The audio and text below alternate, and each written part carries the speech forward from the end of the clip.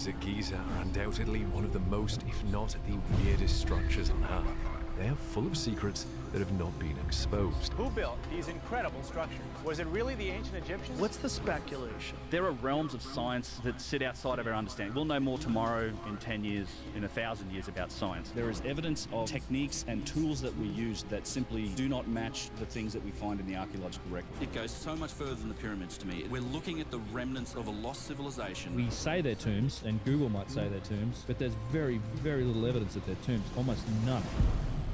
Everything you know about ancient history is wrong. What? And we've got a roadie from Metallica here to explain it to you. Let's go. Okay, give it up right now for Ben! Ben Kirkwood is in the building. We got him here. Okay, Ben, I'm so excited. I've been talking to you and then stopped talking to you the entire morning that you've been here. I want to bring people in. Obviously, people are familiar with the pyramids. They see these great structures. They go, oh, this is amazing. They've heard people say, oh, the aliens built them, etc. Can you just break down why the pyramids are so amazing outside of just the visual stimulus that we've all seen in postcards? Well, yeah, I mean, the reality of them is probably stranger and more interesting than anything people can think up in terms of fiction. It's just they're for the longest time have been not only like the tallest man-made structure, but they've been some of the most precisely man-made structures we've ever accomplished. Like we didn't, wasn't until like the 1700s that we even developed enough precision to be able to define just how accurately those things are aligned to things like true north. We're still discovering crazy coincidences about them in terms of, you know, they're encoding these fundamentals of nature. The Great Pyramids, I can talk about it a bit. It's a scale model of the northern hemisphere. It's just What do you mean by that? well, there's. Let's break down some of the precision. Sure. So the Great Pyramid. Mostly that's the one that's been studied. We actually haven't done a whole lot of studying on the other pyramids. It's something that's severely lacking. In fact, we've not even cleared off the bases of some of the other pyramids up at Giza. It's crazy. We still to this day haven't done that. But that pyramid itself, the Great Pyramid, the one that we all know and look at, the biggest one, it's aligned to true north within just, you know, a fraction of a degree off. I mean, we just don't build with that type of precision even today. In fact, the only building we made that was that precise was like an observatory in France. That was the first one we ever made that even came close to that degree of precision. They made that in the 1800s. That's just one aspect of it, though. It's insane. Apart from it being just the tallest building for forever until the Eiffel Tower was built. So the traditional historical narrative is that these were built, what, 4,500 years ago? Something like that, somewhere around the 2500 BC realm. So they build this in 2500 BC, and then it takes us until 1800 AD in order to build something taller. Yeah. Just taller, not even as precise. Yeah, nowhere near as precise. 4,000 years later, 4,500 years later, whatever it is. So you can understand why people start to question the historical narrative. Well, it falls apart under any rudimentary examination, just the logistics of trying to build that thing alone. So you have to, there's very little evidence that actually ties it to the guy they say who built it. It's a guy named Khufu, who's like a pharaoh of the 4th dynasty, Old Kingdom. And he lived, they have to try and tie it to, well, because the whole story is like it's a tomb for him. So, you know, when he came to power, he probably said, we're going to build this thing as my tomb. So they had to get it done inside of his reign. Right. So that sort of pins it to like, well, 20 to 25 years. Okay. So you can break it down from there. Okay. And say, well, it weighs like 5 million tons. No kidding. And it's like it's made up of around somewhere between 2 and 2.5 million blocks of stone weighing, you know, any of them like 2-3 tons, some of the big granite blocks on the inside weigh like 70, 80 tons. It's insane. And these blocks are coming from quarries that are... Some of them, yeah. The granite came from quarries that are like 1,000 kilometers away to the south. They had to be shipped up. A lot of the limestone, so it's made up of granite in the inside. The outside is 2 types of limestone. The core masonry is this limestone. A lot of it did come from Giza, not all of it. There's actually nowhere near enough quarrying to make up for all of it. The Cairo area, and then the outside casing stone is something called Tura limestone. It's a very fine white version of limestone that came from a fair distance away. But you can break it down from there. So if you go, well, it's 25 years, 2.5 million blocks of stone, it basically means for 25 years, you have to be putting one block of stone in place, finished, shipped, carved, quarried, put in place every 5 minutes, every day, for 25 years. 24/7, nonstop. 24/7, nonstop. And now that no union hours. No union hours. Yeah. Overtime. Yeah. No breaks. No whatever it is. I mean, It's crazy, and that is only the pyramid. And you got to remember also, pyramids are part of a complex. There's 2 other pyramids there, and then there's like 3 little. There's a bunch. Yeah, there was like pyramids. 9 or 10 there Yeah. originally. But there's just that one pyramid. It's not just when you build these pyramids that they're part of a complex, not the other pyramids, but they have a causeway. They have these. They call everything's a temple or ceremonial, but there's temples. There's years of work just in preparing the ground, the whole foundation of what's around the pyramid. I love going to Egypt and showing people. Everyone stands there and they look up at the pyramids. I'm like, look down at your feet. Look at what you're standing on. There's these massive floor tiles that have been put into the ground. Some of these things weigh up to like 200 tons. And they're fit together like a geometric puzzle and done so precisely you can't stick a razor blade in between the gaps. I didn't know that. Oh, I didn't it's pick insane. up on that at all. So you're saying that they dug down and then created a flat surface. A foundation. And then tiled the foundation. Yeah, with these, but some of these, I mean, you're talking tiles this thick, some of them even bigger. In fact, the middle pyramid is even more impressive in that regard because it's built into a side of a hill, like it's literally a sloping hill. So they dug down on this side and they've raised it up on this side. They made this flat platform for it. And it's just astonishing engineering. So you got to factor in, and of course, these types of projects, you don't just make it up as you go along, right? So how long does it take to design it, plan it, put the plan, that's years. Doing the foundation work, that's probably years. You have to make sure there's enough stone to even achieve it. Just logistics is this massive problem. I actually would love to do the exercise of working backwards because we've done some experiments on things like, okay, using really primitive methods, which is what, the mainstream guys say they used. It takes this long to cut stone. And we've done a few little experiments here and there, but you can use that and work backwards, try to estimate how many cuts of stone do we need? How long would that have taken? Yeah. How long is it going to take to ship this ship? Oh, that's right. You can see based on, what is it, axe and chisel or whatever it is? Yeah, chisels. Well, this is the thing. Hammer and chisel? The stupidest thing about it all is you see these wonders of ancient Egypt, the pyramids, these giant granite single-piece statues and columns, and they tell you that it was all made with round balls of stone and flint chisels, just like repeatedly bashing on them. So let's or like assume grinding it was. on them with sand. But let's assume it was. You could calculate, no, but even if we were to, like, you could calculate how long it would take to take that round stone and the chisel and chip away and create these perfectly, I don't, they're not even symmetrical, but like these perfectly shaped, Which blocks. you wouldn't even be able to get them perfectly symmetrical, but even as close you to it as you calculate could. how long it would take. Yeah. And have you tried to do that math? No, but it's on my list of things to do. In particular, I'm interested in like the granite as well because Because the granite's so hard to cut. Granite's so hard. There's a few things involved in the granite. It's they say, well, they grinded on it with sand and like they get a copper bar and we've done these experiments. It's much harder. Like that's the other thing that people try to compare, like the work of the Romans and a lot of times the Greeks. They all worked in marble. Like this is a very, very soft stone relative to granite. Like frankly, granite's a stupid material to try and do this stuff in. It's harder than steel. It's like a 6.57 on the Mohs scale. Diamonds at a 10, your fingernails at a 2, copper's at 3, bronze is a 4, steel's like a 5 and a 6. What is marble, out of curiosity? Marble's like, I think it's like a 3-ish. So this is theoretically twice as hard. Yeah, it's just a super soft. I mean, super hard. You had mentioned like molecular manipulation. Yeah, so that's the speculation realm, but it does to me, and this, you can see a bit more of that, I think. You go like South America, because a lot of the real megalithic stuff in places like Peru. And just so we can define megalithic. A megalith is just a giant stone. Giant stone walls. Yeah, I call stuff that's megalithic I would define it as like, walls and structures made up of massive single pieces of stone. Yeah. Typically showing signs of precision in how they're built and just perfect alignment. Like making these sort of mortarless walls is not easy. Like we don't do that today. Like this is what, mortar So I think this is one of the cool things that you've exposed and a lot of your contemporaries have exposed is that ancient history isn't studied by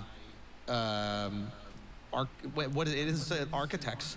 Do you know what I mean? And engineers, or engineers. right? Yeah. Like so they're applying these ideas and principles to the information that they have, but they don't know what the fucking Mohs scale is. So they're finding some tools and they're seeing some rocks and they're going, okay, this is how they probably chopped up the rock. And in their mind, engineering is limitless. You can do whatever, whereas an engineer would be like, no, you can't. Well, an engineer shows up and then it looks at the granite and goes, wait, they did what with the granite? Yeah, it's the engineers that come along, and in a lot of cases, the whole like all of the problems that come up with that orthodox story when it comes to engineering topics, that's been raised by engineers. It's a strange thing to me. It's like you wouldn't ask an archaeologist to design the chair that he's sitting on, right? Yeah, yeah. But if it's an ancient chair, he's going to claim domain over it and dominion over it and say, I'm the expert, I don't care what you say. Yeah. So a lot of that happens. And that's not to say they haven't tried to make studies into it. And that's part of my work. I dive into these studies and kind of tear them apart because they're ultimately really silly. And when you go to Egypt, you take engineers, construction experts, architects, people look at it and they just see it immediately and go, this is nonsense. Yeah. Like, this isn't the work of a primitive civilization or a Bronze Age civilization with simple tools.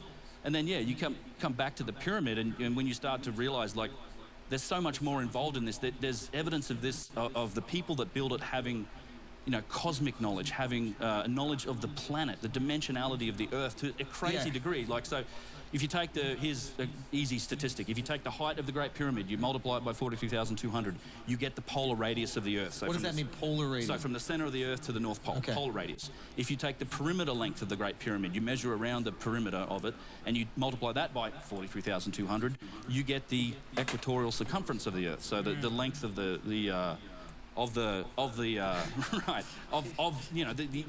Is this so it's 43,200. This gets into Randall Carlson territory. It's a 43272, 7. It all relates back to I guess the cosmic sort of cycles and all of these processional numerology. When you talk about precession of the equinoxes, are you familiar with this term? So it's the great year. Right now we're in the age of Pisces. It's that 26,000 year cycle that's defined by where the sun rises on the solstice, and it's like under what constellation does it rise. So right now we're in the age of Pisces. We're transitioning into. There's a whole song about this. You know what the next age is? Aquarius. Aquarius, the age of Aquarius, right? And in fact, there's references in the Bible about this. It literally, and think about it, like Jesus kind of represents the age of Pisces in a lot of ways. Oh, look at they have the fish on the back cars, of the car? Yeah, they have the Jesus fish on the car. It's always a giggle because it's like, okay, it's Jesus, but you're actually, it's an analogy for the age of Pisces that we live in. And, he was... part of his disciples were a fisherman. He fed people with bread and fish.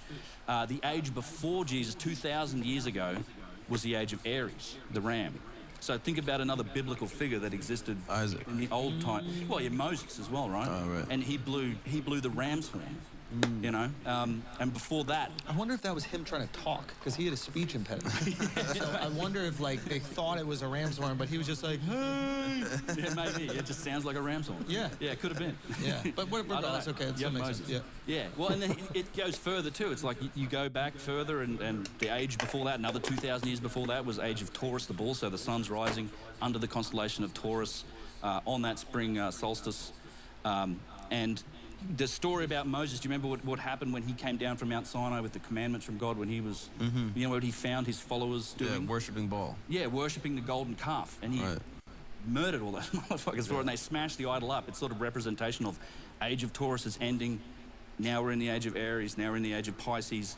And then there's a part in the Bible, I can't just going from memory, they're talking about Passover or the Last Supper, and one of Jesus' disciples asked him, what will we do without you, O Lord? Like, what happens when you're gone? He says, have no fear, go into town, find a man bearing a pitcher of water, follow him to his house, and there you will find sustenance. So, how is Aquarius described or shown? It's like a man bearing a pitcher of water, right?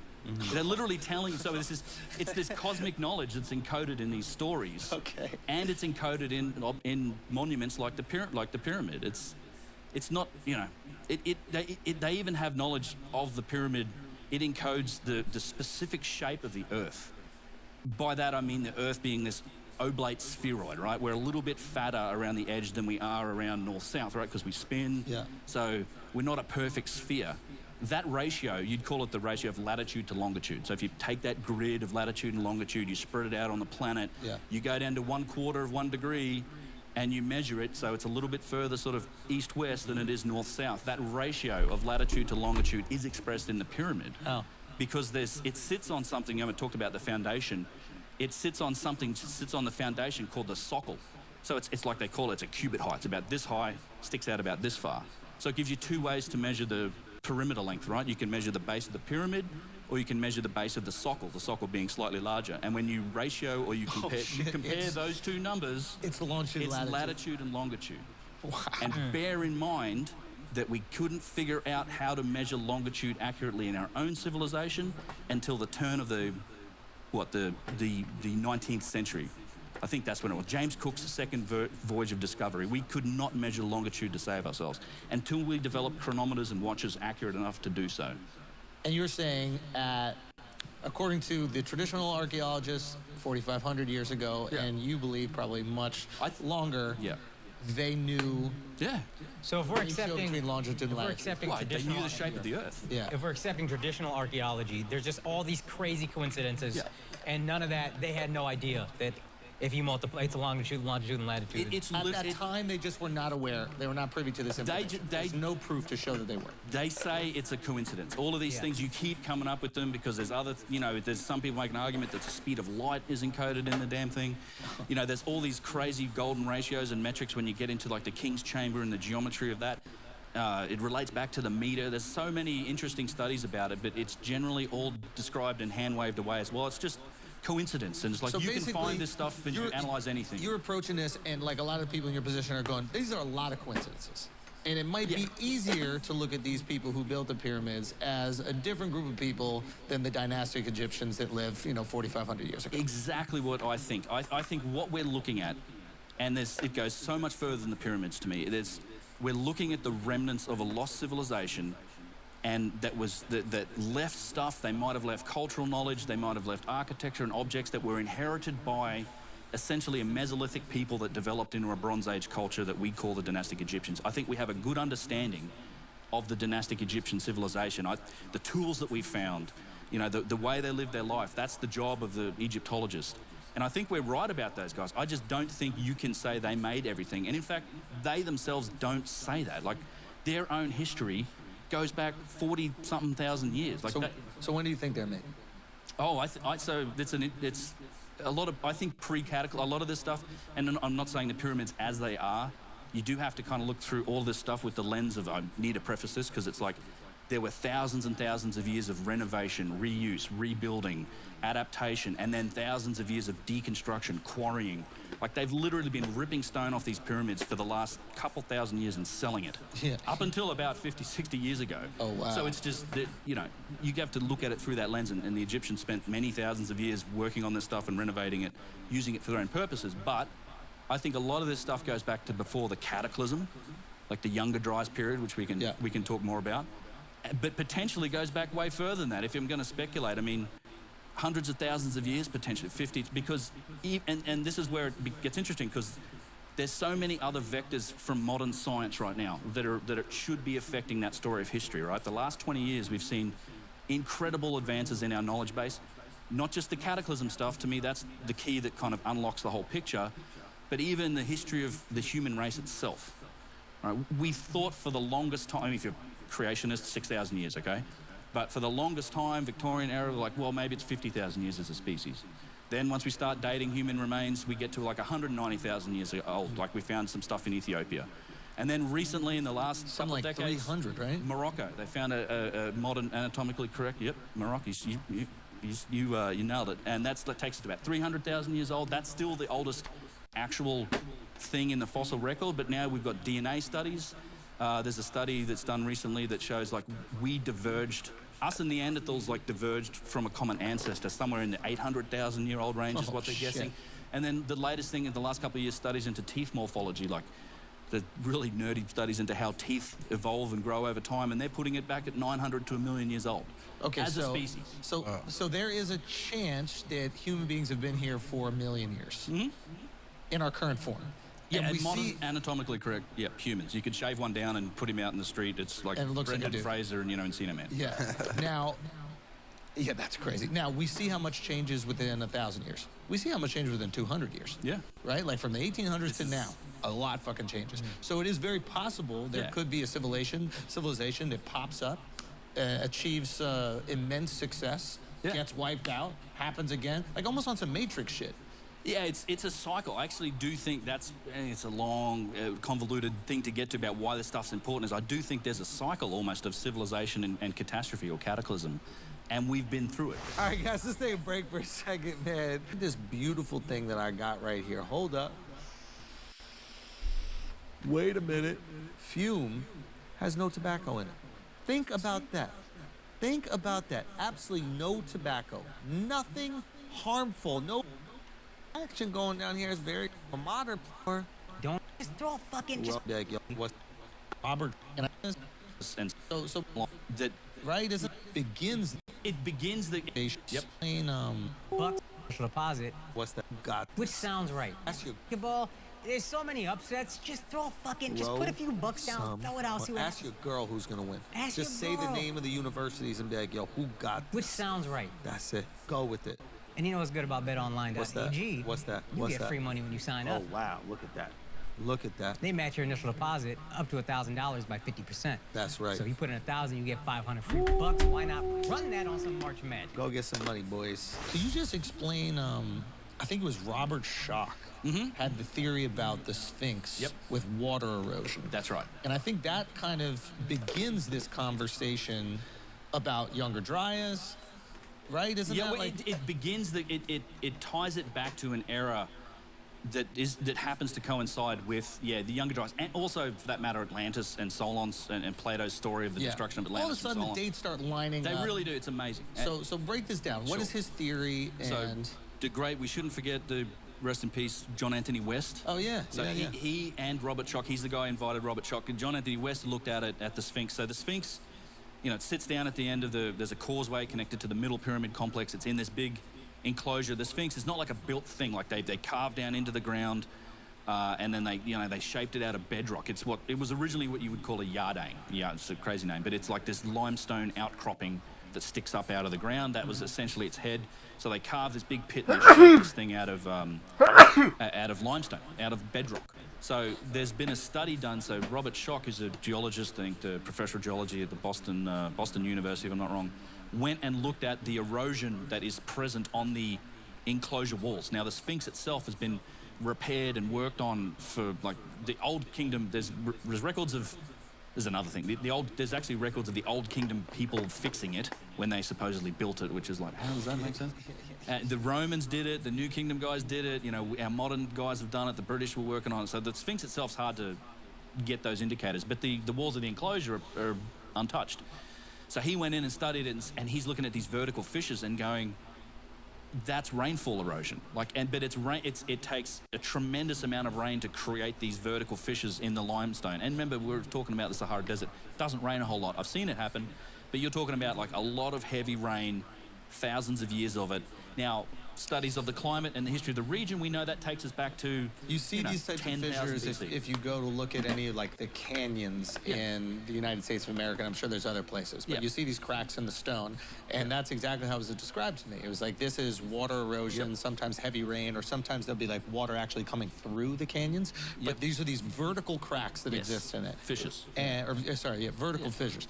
And so it was really cool when it was pointed out on the Sphinx, and I'm like, well, where the fuck would the water come from that would create these? Because it's intense amount of water that it has to create. It's rain, usually super heavy rain. It's a different, if that was like filled up with water, you'd get a different type of erosion.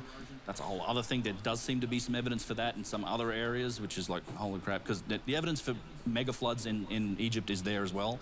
But this specifically is like rainfall erosion. So that's where he dates it back to, 10,000 to 12,000 sort of years ago, right in that period. Now, when he presented this, and by the way, if you take an image of those fissures and that limestone wall, and you present it to pretty much any geologist without the context of the saying, Sphinx. This is the Sphinx enclosure, they're going to take it's rainfall erosion. Like even the arguments to this day, because they don't want to admit it, they're really weak source arguments against Schoch's theory.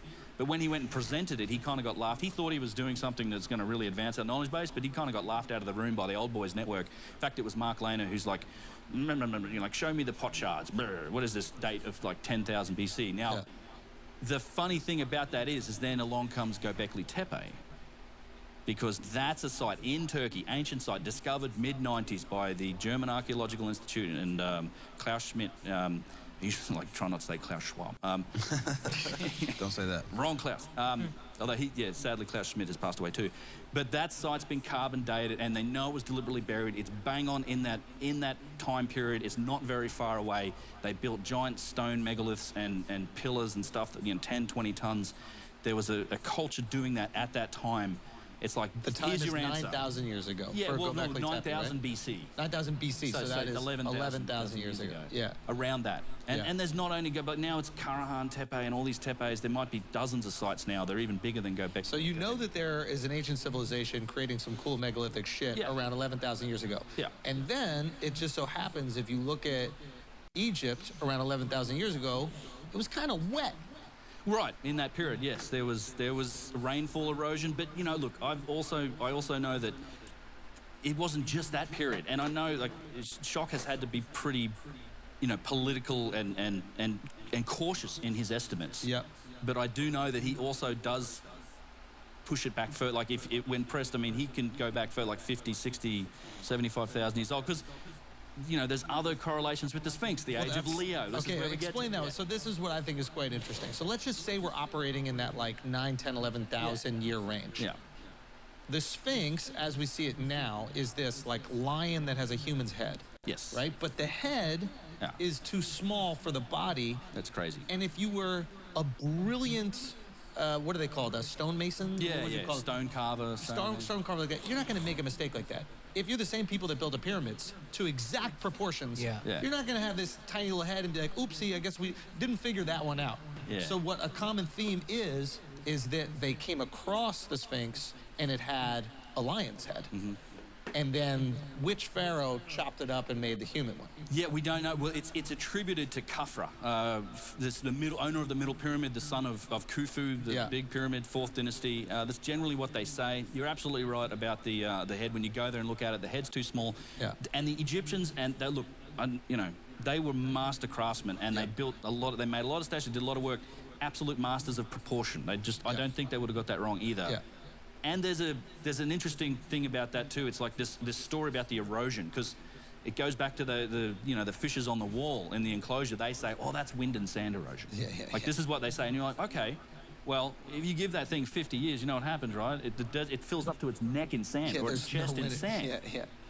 So how long? Yeah, when we discovered the Sphinx, I don't know how long ago. Oh, I mean, Napoleon ran across. I mean, we knew it was there. We've known about it for a long time. When But it was buried discovered, forever. it was buried up to the head. There's So they tons didn't of even know pictures. it had the body. Yeah, it's like this head sticking out of the All ground. the pyramids too. Like they've had to excavate to get to the bottom of these pyramids. To get to the actual bottom layers. Yeah. So I thought. So you're basically saying it was protected by sand. Well, so can't be eroded. that's the thing. How long does it take for accomplished this so much to be together. exposed I for want it to to thank be- all of my to get this family wind and my sand erosion on friends it. and my And staff. then Only you say don't see on the this: head, we have wind worked and sand hard. erosion. You don't see these We've vertical left it all, as the athletes would say. We've left it all in the field. We don't have to. We don't have to come and say. We'll never say in a month when we're sitting in Florida, we're not going to be looking at each other and saying, you know, if we only worked a little bit harder, you can't work harder. I will always fight for you. I will be watching, I will be listening, and I will tell you that the future of this country has never been better.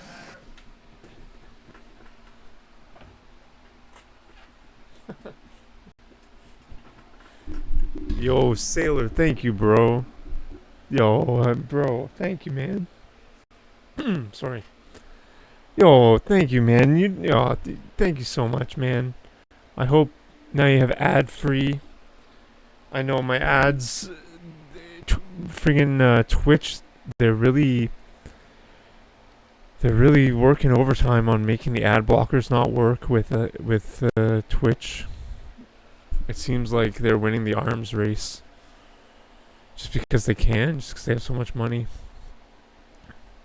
But thank you, bro. Man, thank you so much, dude. Yeah, it's wild. Yeah, like all my ad blockers aren't working anymore. Thank you, bro. Hell yeah, man. Here's my Trump impression. Listen, folks, you're doing the best. Nobody wrongs like we do. Believe me, it's going to be huge. Yo, man, thank you, man. That's really awesome of you, man. I appreciate that, dude.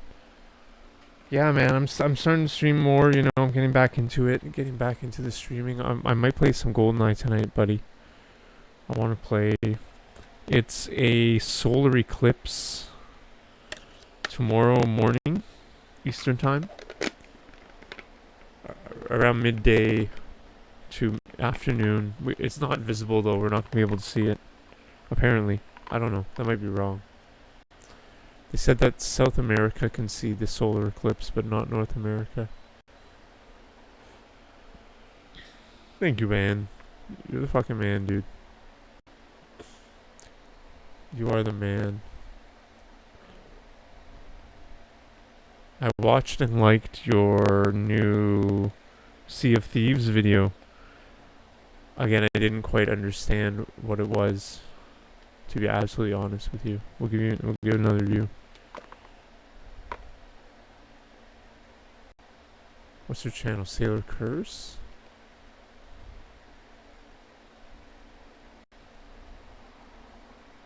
You changed your name a bunch.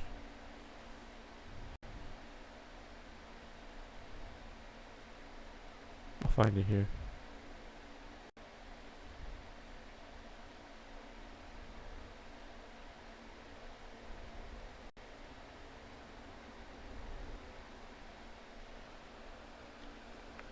Oh my god.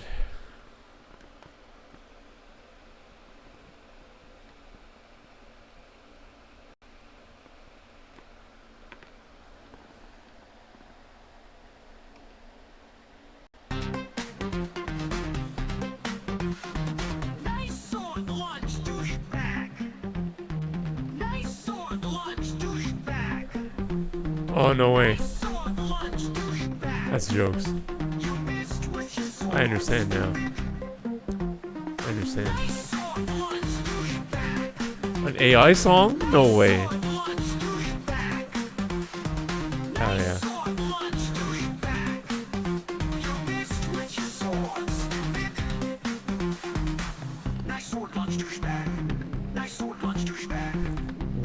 What software did you use for the AI song?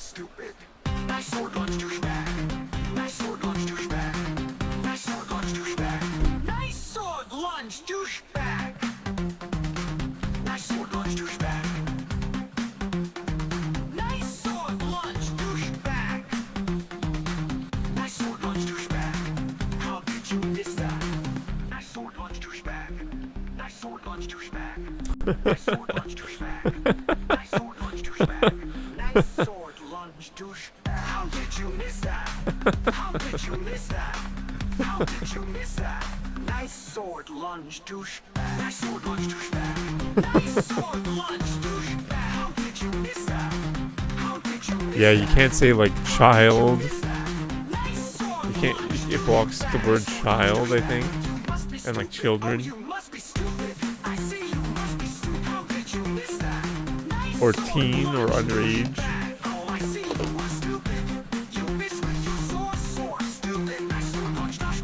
Because I tried to make a song that Justin Trudeau signed a non-disclosure agreement with a underage child, and it wouldn't let me write that.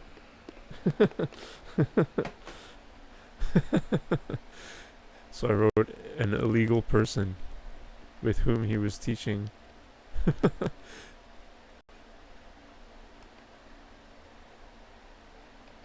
I gave it a thumbs up already. But that's Thank you for part the of sub, fence man. that's sticking up How are you, above man? the Hope sand you're and doing would be great, hit man. by wind and sand all the time. Yeah. So what is this telling you? Is like, okay, so is this head just? It's the same type of limestone. I mean, it varies in layers. Yeah. But it's like this is way fresher. The head's way fresher than the rest. So let's assume they did carve a head out of the lion's head, right? Yeah. A human head out of a lion's head. Yeah. And let's assume the Sphinx, like the pyramids, had some sort of astronomical connection. It does. Right? Yeah. It does. What does it line up with now? Well, now I don't know. So it faces the sunrise, right? So Yeah. it's. Well, I guess it's Pisces. It's where generally the way these goes in terms of the astronomical age or pointers. It's like the spring solstice, or it's one of those dates where it's basically my question is, astronomical significance. what was it 10,000 years ago? Age of Leo the Lion. So you have. Yeah. So it literally lines up as a marker. It's It like lines up 10,000 years ago with, we're talking about the age, like the sun rises in, now it's Pisces. Pisces, it's going to be Aquarius. And the constellation that was fucking rising on was Leo. Leo. It's got the body of the Leo. Yeah. It's got this tiny little shrunken head, Yeah. right? Which could have been carved out of a lion's head. Yeah. There's a lot of things that are making sense for this time. Question Yes, about yeah. the head is the. Are there chisel marks on it? Are the chisel marks as precise on the Sphinx's head as they are in the rest of the pyramids? Good question. Because if they're imprecise, that would speak to the ancient A less Egyptians civilized or less not having advanced the civilization, yeah. technology. I don't think there's any of what I would call the advanced tool marks on the head of the Sphinx. No. What about the it's unadvanced limestone. ones? Yeah, are they like kind of jagged? Yeah, not it's as, similar. It's very similar to a lot of the work and the quarrying that you see. It's because it's so big and it's relatively rough. It's huge, right? But it's also limestone, which is much easier to carve than granite. Yeah. But there's not. I mean, when you get into tool marks, maybe we can talk about that in a bit. It's like these tubular drills and the actual saw cuts, the circular saw cuts. You see all that stuff in basalt, granite, diorite, the really hard stones. You don't see it as often in limestone. That was much easier to work. I do think it was very, very likely the dynastic Egyptians who recarved the head of the Sphinx. I 100%. And dynastic Egyptians, for everybody listening, that's 4,500 years. From the start, yeah, up until about 30 BC. So their civilization spanned a good 3,000 years thereabouts, like from 2,500, 3,000, 2,500 to 30 BC with Cleopatra. Yeah. With the snake. Game over. Yeah, Okay. game over. Okay. Now that takes us to the Younger Dryas. Right. So what the fuck is happening? Well, can you explain to people why an ice age isn't like the movie? I think the common perception for humans is when it's an ice age, everything in the world is completely frozen over. Nothing can live except a little squirrel with acorns. It's called the Ice Age. And it makes sense. We're in the fucking ice age. We're still in it. We're in an interglacial period in an ice age right now. So if there's glaciers... It's 53 degrees in New York while we're filming this. Yeah. Ice age is actually fire. nice. Yeah. Ice ages are great. Well, yeah, it's not snowball Earth. It's not this planet snowball idea. Millions and millions of years ago, there may have been periods like that. But no, Ice Age and the glacial maximum refers to when we had the Laurentide, the Cordilleran, and the European glaciers, these 2 miles of ice that were sitting up on top of the northern hemisphere of the planet. It was generally colder, but there were plenty of temperate zones and even tropical zones along the equator. So essentially it's a percentage of glacial ice Yeah. that qualifies a time period to be an ice age. They generally go on the extent of the glaciers. And so we can see from glacial till and the moraines and all of these geological features about how far the glaciers extended. We would have been buried under a couple miles of ice right here back, in that period. But it's also, the sea levels were 400 feet lower because all that water's up on the land now, and all that melts, sea levels rise, all that stuff. And so that abruptly ended. And so we've known, it's kind of interesting. It's all work that's happened in the last couple decades, really, that has really advanced our understanding of what occurred at the end of that last glacial maximum. Because it was violent. That's the thing. It turns out it was tremendously violent. Again, so we understand this. The Younger Dryas is the Ice Age, or is the violent time? The Younger Dryas is essentially the boundary between what we would call the Pleistocene, which was the glacial, the end of the, we would generally call it the Ice Age, but that's the glacial maximum, and the Holocene, which is the era we're in now. This nice warm weather that's been pretty stable for 10,000 years or so. That's where we live. It's the reason. So this is the It's the reason transition. why we've got a civilization. Gotcha. The Younger Dryas is the transition point between that, and it gets crazy wacky in terms of. So we're So kind of. something happened 12,000 years ago. Yeah, 12,800 years ago. It's a period between 12,800 years ago and 11,600 years ago. And if you go back, it's this tumultuous time. So we kind of have learnt this from ice core data. So we go and drill down in Antarctica and Greenland, and we drill down because right down into the ice, and you extract these big tubes of ice, because every year, the snowfall gets laid down on there and it's compacted, and you can do analysis on it and look at things like oxygen isotopes and determine temperature and accumulation of snow and all these different things about the past. So a similar thing almost like with trees and rings. Yeah, pretty much. You're doing that with ice. With ice, and you can go back hundreds of thousands of years. So what we've learned is that something happened. We're coming out of this more or less warm, gentle, we're warming up from this, glacial maximum. But then all of a sudden it just goes boom down to these severe cold for 800 years, and then it's boom jacked back up again by another event, and then it's this gentle warming thing that gets us up to more or less the temperature we have now. But there's this really violent period in between called the Younger Dryas. You go back further, there's ups and downs as well, but the other thing that correlates to the Younger Dryas is this extinction event. We've known about that forever, right? We've dug up mammoth bones and, saber-toothed tigers and American lions and short-faced bears, like all these giant animals. It's not the dinosaurs, but they were here. Animals that exist now. Animals that were here, but only some 12 to 13,000 years ago. So it's the megafauna extinction. Think about the mammoths. Like some people get megafauna for the people. Well, megafauna is like any mammal or large animal with a body weight, I think, over like 40 kilograms, so 80 pounds. Yeah, woolly mammoths. We are megafauna. Yeah. Oh, us too. Me in particular. 100 pounds, 40 kilograms. Wow. I'm definitely megafauna. Yeah. So 80 pounds-ish, something, 90 pounds, something like that. So, and the crazy thing is, as many species of megafauna that there are alive today, that's basically how many went extinct in a very short period of time. Also in that Younger Dryas period, like 11,600 to 12,800. So Younger Dryas is not the event; it's the time period after the event, before things start to normalize. Yeah. So it's this period of time where it's this tumultuous time. We've got these crazy swings in temperatures.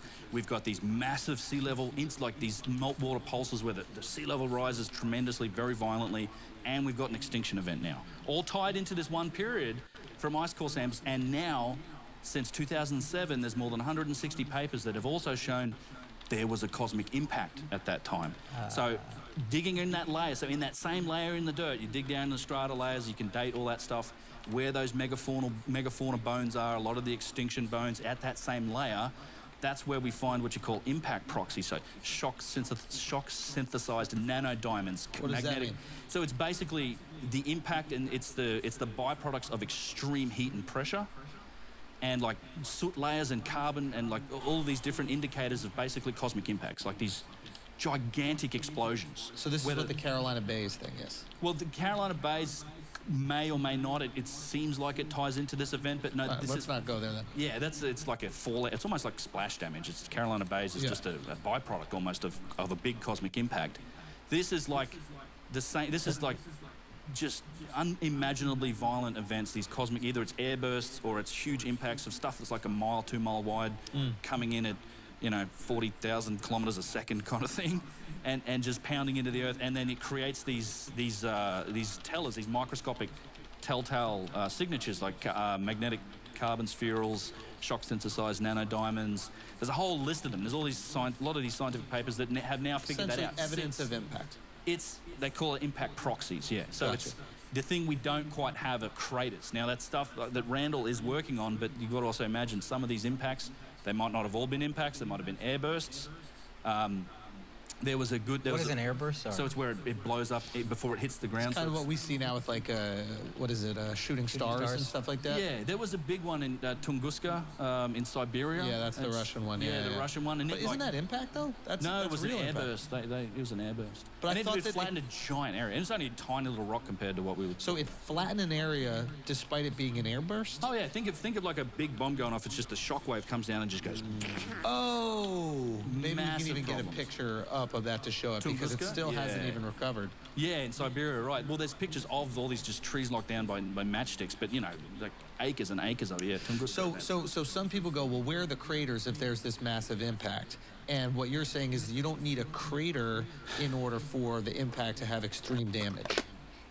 Well, that's right. So you might have some remnant. It could have been an airburst. A lot of people mistake the research. The latest research really shows it was a series of impacts. It was or airburst. It wasn't just like one big one. There was a whole range of them. Yep. It's like an asteroid belt almost. It was actually a disintegrating comet. This is a funny thing. So it's a comet Enki. Now this came into our solar system a long time ago. It's been broken up. There's actually it's formed what's a meteor stream. It runs around the sun and then loops out. And we cross through it twice a year. It's the Taurid meteor stream. It's like June and October. So we sort of cross over it twice, right? I think Graham talked about it in his series. He does. And it's like, we don't know if there's large chunks still in this. Like we do run into this same period, and there's a lot related to that time period in October. The Chicago fires of, I think it's like 18 or 19 something. The The Great Chicago The Fire? Great Chicago Fire Was started by a comet? It may have been an airburst, or it might have been a remnant, or even a gas bubble that came in from something. Because it also on the same day you had the Peshtigo forest fire, which was like I think in southern Canada or somewhere like that. Is one of the craziest stories you'll ever hear, because this huge area in the same time frame, there's massive fire spread like it's unimaginable conflagration, as well as what happened in Chicago, all in that same time period, the same time period when Tunguska hit, that same time of year when we're crossing this meteor stream. So it's like, this is not always these little shooting stars aren't always the friendliest of things. I think a lot of that ties back to this meteor stream and potentially this This event. blew my mind a little bit when I was watching Graham's piece, because I think my perception is probably similar to most people, which is like there's been a couple comets that hit the Earth, like 1 or 2 every 65 million years, and then it's done. And then Mark showed me this picture of all the comets that have hit the Earth, right? He just sends me the picture. He goes, hey, look at this. And then I look and I go, wow, that's a lot of comets. And then on the bottom of the picture goes, since 1994. Yeah. I thought this was all that ever hit it. So, and I think it was, I don't know if it was you, but I know Rogan was messaging me about this too. Yeah, here's a picture. 1994 to 2013. Just in 2013. What, 19 years? That's crazy. So, and then Rogan said this as well to me. He's like, yeah, we're in a shooting gallery. And cosmic shooting gallery. And it's better we don't think about things like this, by the way. True. It's better we assume it's just a big one hits, and then like, okay, that's why there's that little hole near Cancun, and then the dinosaurs go away, and then we're back to normal. Yeah. It's better for the average person, because I don't recycle as it is now. But if you told me it's possible that next year we're going to get hit by some big shit, I'm not recycling ever. I'm not going to do a single good thing for the environment. Yeah, I was thinking that. Like, dude, these political arguments we have, like, how many genders are there? Have 1 million. Who gives a fuck? Yeah, it's over. We're going to die in 4 days over, anyway. baby. Yeah. Okay.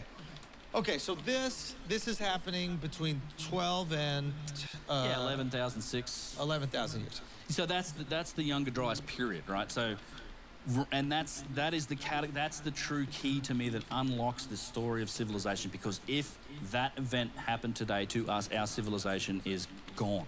If we survive it, we will be knocked back to hunter-gatherers, and in a generation or two, we'll be sitting around the campfire telling ghost stories about plasma TVs and dancing around with black shiny rocks, trying to turn it on and say, well, this thing will give you an answer to anything, and you can talk to someone on the other.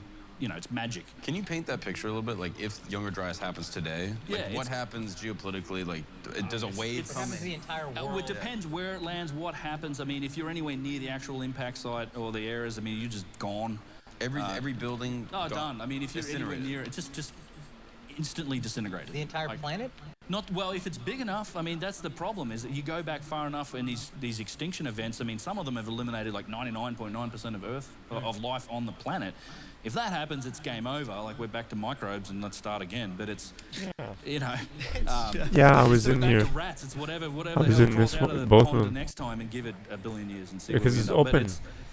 No, if something It looks like a medium foyer or because it's relatively big small, windows. Younger Dryas, I mean, that's an extinction event, right? It knocked humans around, knocked off half the Yep, big I was in animals on the planet at the time, all of the woolly mammoths. I mean, there's literally anything near that event. We see this in some of the bones of these mammoth graves, right? It's absolutely crazy. Think about an elephant's femur. How much force it takes to break the femur of an elephant. There's literally, these elephants had their feet in mud and their leg bones are just snapped clean off, and there's hip bones up near their heads, and they're just jumbled up. There's whole caves. I get what you're saying. You're basically looking at this skeleton, and you've never seen an elephant skeleton being absolutely destroyed like this. And there isn't an animal big enough that's alive that's going to do it. It's not like there's some King Kong that's running around snapping elephant legs, right? Yeah. It has to be, they're either falling off a cliff. Well, their feet are in the ground. Like, there's literally, they're stuck, so their feet are still in this mud, and then their bones are snapped off, and they're all jumbled up. I mean, there's... Oh, so they're standing there, and then they just got snapped. Like, this shockwave hits them. Yeah. In other places, there's all these megafaunas, mixed up bears and tigers and cats and trees, and just this, like, forest just all smashed up and jumbled together. They found like finds a landslide. like that. Like a landslide, but it's much more violent. Like, it's essentially, I think what you're looking at is these things were hit by a shockwave as a result of this. Now, painting the picture, if it hits anywhere near an ocean, or if it lands in an ocean. Tsunamis. Like that, so you have these, giant tsunamis moving at the speed of sound that might be half a mile high or whatever. It's just going to water destroys everything, knocks out all the cities. You probably have, forget electricity and grids and stuff. I actually think this is why some governments around the world are making these giant underground bases, which may have also been what happened in the past. Because that's what happened in Turkey, right? Well, Derinkuyu, yeah, but also Egypt. There's evidence for this all over the world, and there's all sorts of strange stories. Colorado, the airport. Yeah, Colorado, exactly. The airport, the Cheyenne Mountain up there in Colorado. That's like where NORAD is and everything. There's giant underground bunkers. You can go. I saw a TikTok of a guy driving a big ass truck, and you can just huge cabins. And this isn't even conspiracy. This is known, right? It's like a doomsday bunker. Well, I don't know if you say doomsday, but yeah, it's an underground bunker that's as big as, or twice as big as the airport or whatever. Yeah. And they can hold 4,000 people or something like that. Yeah, this is massive. end of civilization shit. Well, the government's thinking about it. I saw an RFP. I know a guy who knows a guy who is involved in some government stuff. They put out an RFP. What does that mean? Like a request for proposal for tech companies to go, we need a drone system. The Prometheus movie? Yep. Where they throw it up in the air and runs off and maps these underground environments. They wanted that type of system that can work without GPS because they're interested in fighting wars in underground cities. Because they think that that may be where it might go in the future, so they're trying to prepare crazy for they're tech. thinking about war even after a mass extinction event. That's us, man. If there's an extinction level event, there's going to be violence followed very quickly. That's the first time it survives. You would love a series about this. It depends where you are on the planet and how your luck holds wherever you are. What were you saying about the Turkey thing or Derinkuyu? Yeah. Well, so there's evidence for underground cities, ancient underground cities as well. Yeah, all over. Yeah, I think so. Definitely places like Cappadocia and Derinkuyu in Turkey, they could have held hundreds of thousands of people. Have you seen any of these? No. This is incredible. Yeah. So they basically carve cities out underground with access to air and water. There's underground rivers. So they knew where the river was and the water line was. So you have everything you need, but that speaks to being very advanced. 100%. Underground city, and we know where the water is, how to access the water. And how many people could they hold? Well, Derinkuyu, I'm pretty sure was the figures. I think that's only a tiny part of it. I think it could have been 100. I've heard up to hundreds of thousands of people. Certainly more than 50,000 people. But same thing in Egypt, and there's rumors of this stuff all over the place. There's giant underground networks of tunnels underneath Saqqara, I think underneath Giza, all over Egypt. Now, is it possible that they're using this during the time where there's tons of comet impact? I think that's probably why. It speaks to someone who they may have known it was coming. You've got these indicators, if the Sphinx is marking the age of Leo, and you've got these alignments, they're pointing at that for a reason, because that time period is also that of cataclysm, right? It's, at least in the last precessional cycle, the last 26,000 year period, it kind of lines up to it. And Göbekli Tepe, there's a lot of research done into that side as well. It may be an astronomical calendar and a historical one, but it seems to point at this time. It's like they're transmitting a message down through time. It's possible. That's telling us, look at this time. This time means something. This was bad. Figure it out. And if they knew it was coming, maybe they were preparing these things as, the doomsday bunkers, a place you could survive until the outside was nice enough to come back out and go, holy shit. What's the stone that has the different constellations on it in Göbekli Tepe? Graham talked about in the... it's like Pillar 13 or Pillar 7 or something like 5 that. or whatever. Yeah, I'm not... But basically it has this maybe he might be taking liberties on it, but they have an organization of the constellations that happens to... The last time the constellations were organized in that manner, there was a global cataclysm. Right. So it's they're not usually organized like that, but when they are, this is when it was basically go time. Yeah. And it lines up with the younger dryas. And it's okay. And where do they think younger dryas did hit, and what do they think the damage was? So I think it was a northern hemisphere impact. I think you're mostly looking at ice impacts onto the what was the Laurentide and Caldera ice sheets covered most of North America and Canada. I actually think that some of the Great Lakes region, Randall's doing a lot of really good research into what could be actual impact formations in the geology of the northern United States and Canada today. Because the other thing is we know that that's where a lot of the meltwater from these glaciers came out, right? This is the evidence for... Have you guys ever been up to the Scablands, Eastern Washington State? No, you know about this place? I've seen the videos. It's crazy. Amazing. These giant coulees. You're talking one of these coulees, just one of several of them. What's a coulee? A coulee is like a canyon, but with no water. Yeah. It's just like this giant, like think of like the Grand Canyon, but much super wide, 1,000-foot high, 800-foot high. It's also a walls. racist term for Indians in South Africa. So I got a little bit uncomfortable when you kept saying it. But continue. Sorry. It's with a U in it. It's okay. All right. Got it. But it's it's the channeled scablands, and it's basically the outwash of this water, this tremendous floods. We know now that this all happened at the end of the Ice Age, but it completely destroyed that environment. It carved up, it ripped through this land. You're talking about a single one of these channels, and there were multiple of them. It's like 50, 100 times the volume of all the rivers on the Earth at once. Oh wow! Like just almost like a billion cubic feet per minute at where it all gathered up. It's just the catastrophic flood in this just tore through it. The flood. So where it's carved that channel, the actual water was probably 300-400 feet above that, and it just ripped through here. All the national parks in the United States of America are just remnants from the latest cataclysm. American cataclysms make some cool shit. They do. Like this is stunning. Yeah. And if you go down to where was I in like southern Utah and stuff like that, you see these even. They're not cataclysms, but Bryce you Canyon see exactly like the Zion. damage from the water damage from canyons creates some stunningly beautiful. And why can't it just be like gentle erosion over millions of years? Well, that was the argument for a long time until you had guys like J. Harlan Bretz was a catastrophist. And then Randall Carlson's doing a lot of good work in this space. And now this, at least up here in the channeled scablands, they have swung around. So it's a long story. It comes back to religion, funnily enough, because the story of religion was always catastrophism. Right? What's the story in the Bible? It's Noah's flood. It's the Great Flood, right? So that was always where we got our answers from. So you have the age of enlightenment, the age of reason starts. Science has its beginnings. Geology emerges as a fledgling science. And for something like 60, 70 years, a stated goal of geology was to get as far away from the catastrophism of religion as they could. So think of it as like a massive overcorrection.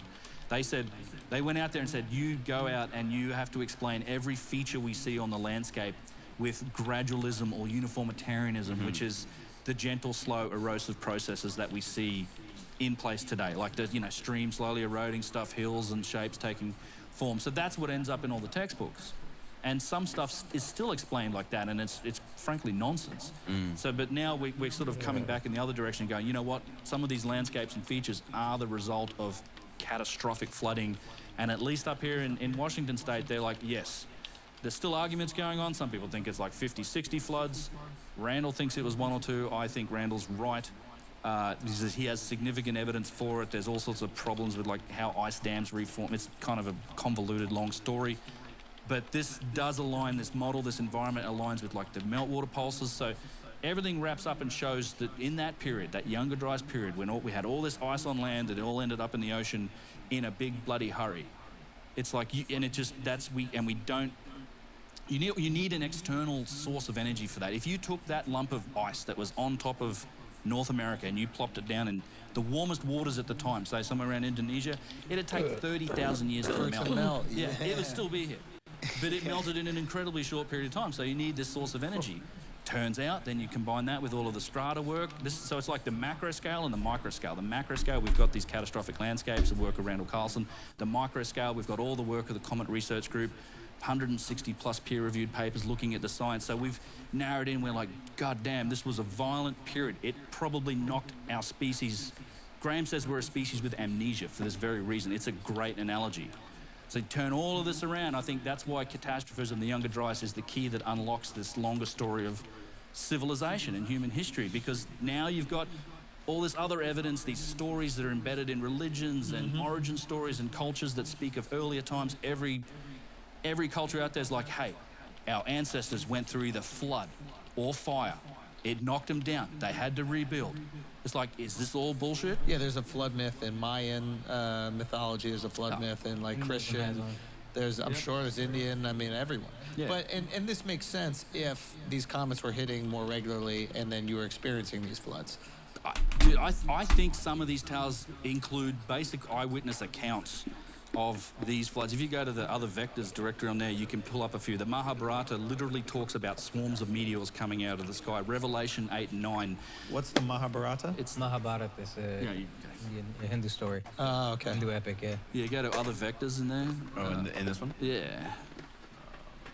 That's third on down. Yep. Now, I guess my question is, if there's a gap between Hinduism's 4,000 years old, the Younger Dryas period is as many as what, 12,000 BC? So that's No. 14,000 years old. 12,000 BC? No, just 12,000 years. 12,000 years. Yeah, 12,000 years ago, sorry. 12,000. So there's that 8,000 year gap. How does that story hold up for 8,000 years? If theoretically we went back to, and I'm not saying this to pick at you, I'm just curious, and I'm sure you've thought this through. If we went theoretically back to a Stone Age, how did we maintain these eyewitness accounts for 8,000 years? Well, I think they get deified, they get put into stories. That's like the oral tradition, that's how we transmit the data down through time. Not only, I think, are there eyewitness accounts and stuff like this, I mean, Revelation 8, Mahabharata, all of these stories, I think it's an oral tradition. And there's also evidence in all of these stories for celestial knowledge, for that same processional numerology I talked about. There's a whole book called Hamlet's Mill. It's a complicated book, but they essentially showed in that from all these cultures all around the world, there seems to be that same processional numerology, these 72s, this stuff that correlates to the cycles of the heavens and the cosmic world, is also encoded in these tales. In some cases, in civilizations where we know they had no clue about this. All of it points to like a common ancestor, a common progenitor of this story. Yeah. I think that, I mean, like, to be fair, some of these things, the biblical flood, the flood of Moses, for example, might have been related to an event that happened called Burkle Crater, which was about 5,000, I think it was 5,000 BC or 5,000 years ago. There may be smaller events that have generated floods. Like, this isn't the only impact. Like, Burkle Crater was it would have flooded the Middle East right around the right sort of time. It landed in the Indian Ocean. 800-foot tsunamis hit Madagascar and the coast of Western Australia. Yeah, that probably fucked India up too. Yeah, it would have washed up north, Yeah, so I think that a lot of this stuff gets transmitted down through time with oral traditions, and it gets put into these stories and characters and deified because that's how we retain that data and transmit it down through time. And what was the timeline of the pyramids, the Great Pyramids, and the Younger Dryas? Well, I mean, they're not. If you ask the Orthodox Egyptologists, they're not related. Like Younger Dryas, 12,800 years old to like 11,600. Thanks, bro. Nice, bro. Pyramids started about 4,500 years old, according to the mainstream story. So 2,500 BC. But it's possible that those pyramids could have been made 30,000 years ago. It could be, or at least the structure, the base of them, a form of them that was there. Like I said, you can't really. It's very difficult to distinguish what the dynastic Egyptians did to it. They probably worked on them, repaired them, maybe have done some of the work.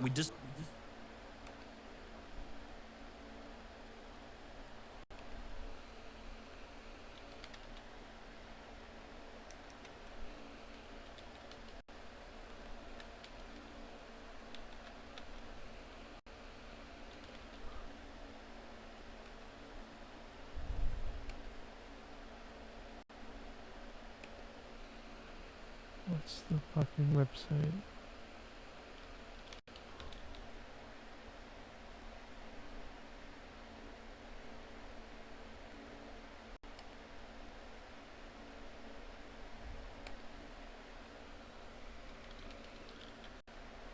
Which one is it? I can't remember. I'm not gonna risk it. Don't know.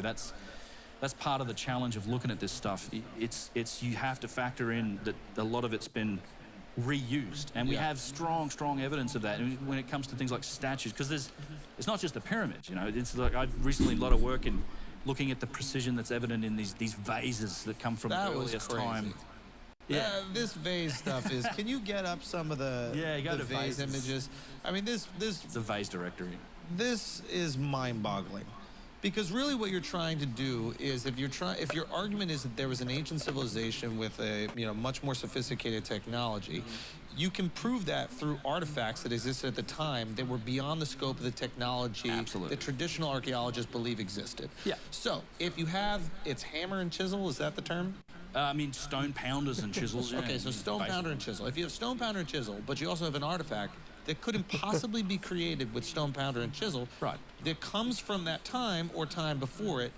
There either is another technology that is now long gone, right? Or the timing is off on the potter. Yeah, you've just summarized. Or not even pottery, Rolling the vase. So hands. explain this vase thing. This blew my fucking mind. Yeah, so that's you did a great job summarizing it right there. There are these artifacts that exist from, I would say, pre-dynastic times up until the very earliest of dynasties, like the Old Kingdom, right? But you talk going back just give the 15 time period for those. Some Yeah. of these have been found in sites that are dated back 15,000 years.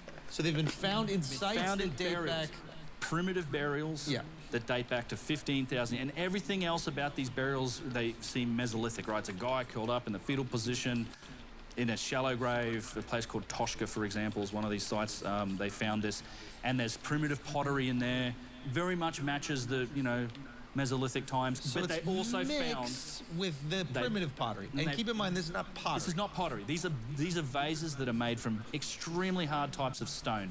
Granite, diorite, porphyry, Now, schist. if I'm an archaeologist and I see some pottery and I see this vase, I see it in this gravesite, I'm gonna go, okay, it's probably made around the same time. This all makes sense to me. I'm not an expert in fucking geology. I don't know what this stone is or that stone. What's that? Engineering. Or engineering. I'm gonna throw them all together. This makes sense. Then you get some fucking engineering nerds to look at it and they go, wait a minute, this isn't pottery. This is granite. Well, harder stuff even, right? Yeah. Okay, so what was this? Yeah, so this one right here. Yeah, I mean, and so these vases display remarkable engineering characteristics, also precision. And so there's a lot of challenges when it comes to making this sort of stuff. It is tremendously difficult. So it's very hard to explain with the primitive tools and technology that we know those people had. So as you said, it either means there was a whole other technology and engineering process available to them that we have no evidence for, or the timing's off. And so they may have inherited them, because again, you're also writing about how they date stuff in ancient Egypt. If it's buried on a site and somebody wrote something on that site and they say, then they just pretty much go, everything from here is from this period, this time. Yeah. Based on the writing or based on the context of where it's And it found. makes sense. But these guys aren't experts. They're not engineers. It does, but it also rules out this idea of inheritance. It's funny enough that there's so many of these have been found, like 40 to 50,000 of them were found beneath one pyramid. 50,000? 40 to 50,000 of these hard stone vases, these remarkably engineered objects, but beneath one pyramid, Djoser's step pyramid, supposedly the first pyramid at Saqqara. And even then, the mainstream Egyptology has been forced to admit that, okay, most of these were probably inherited. Like, he didn't have them made. They have to admit that. And they say, well, they're probably first and second dynasty, which is also nonsense because they go back thousands and thousands of years before that. So it's, but after that period, like the third and fourth dynasty, I miss you and your positivity too, my man. They kind of disappear from the record. Like, they don't keep making them.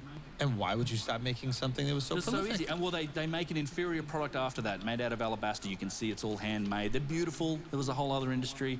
But doesn't have the precision. Not remotely the same thing as these. Explain some of the precision, though. This is where it gets wild. This is crazy because then most of these are under lock and key. Look at that thing. This is yeah. It's one of my favorites. Mind-blowing. Okay. Yeah. So they're remarkable, right? Hard stone, very, very hard, harder than steel. Put it this way, some of these vases, there's even a corundum one, or a lot of them have like inclusions of corundum. That's a 9 on the Mohs scale. The only thing harder than that is diamond. A diamond. Wow. Is diamond. And It's 10. they've shaved it down with this level of precision. And symmetry. It can stand like it's standing on like a There's tip no of an egg. flat bottom. Right. Yeah. This is crazy. a rounded bottom, so the vase needs to be evenly distributed in the weight in order for it to stand like that. If I saw that today at a crate and barrel, I'd be like, how y'all do this? $1 million. Yeah. Well, dude, some of them on the market, they go for big money because there are people understand the value in it, and I think the ancients understood the value in it too. Well, that's why they're buried under the fucking thing. Like, if you have 40,000 of them, they're treasures. And they knew that they were treasures, and that's why they took such good care of them. Yeah. They knew that there was something different going on when these vases were made, and that's why you find them all in the same place. Why were they never looted? Well, in some places they were. Like, I think Djoser probably looted them from older tombs and buried them with him. And a lot of these were looted. Like, he buried so many of them. I think a lot of them were smashed up. Probably had, at some point when they were looting down there, at that point the tomb raiders are like probably trying to break them, looking for like, are these full of gold? What the hell's in here? Like, there's so many. Okay, and then now, some of these assholes would scratch their names into them with a chisel, and it's just horrible writing that's on a couple of them. It's like, and that doesn't suddenly match. lacks the precision and all 100%. that stuff. So the precision is what's interesting. We've been able to eyeball these things. You can kind of look at them. No one yet, until just recently, has been able to actually analyze one of these things in detail. Now, And I've put out a couple of videos recently about this, been working with some guys, professional metrologists who work in the aerospace industry, making like turbine blades and super high-end precision. Like these are guys that no shit professionals in this space.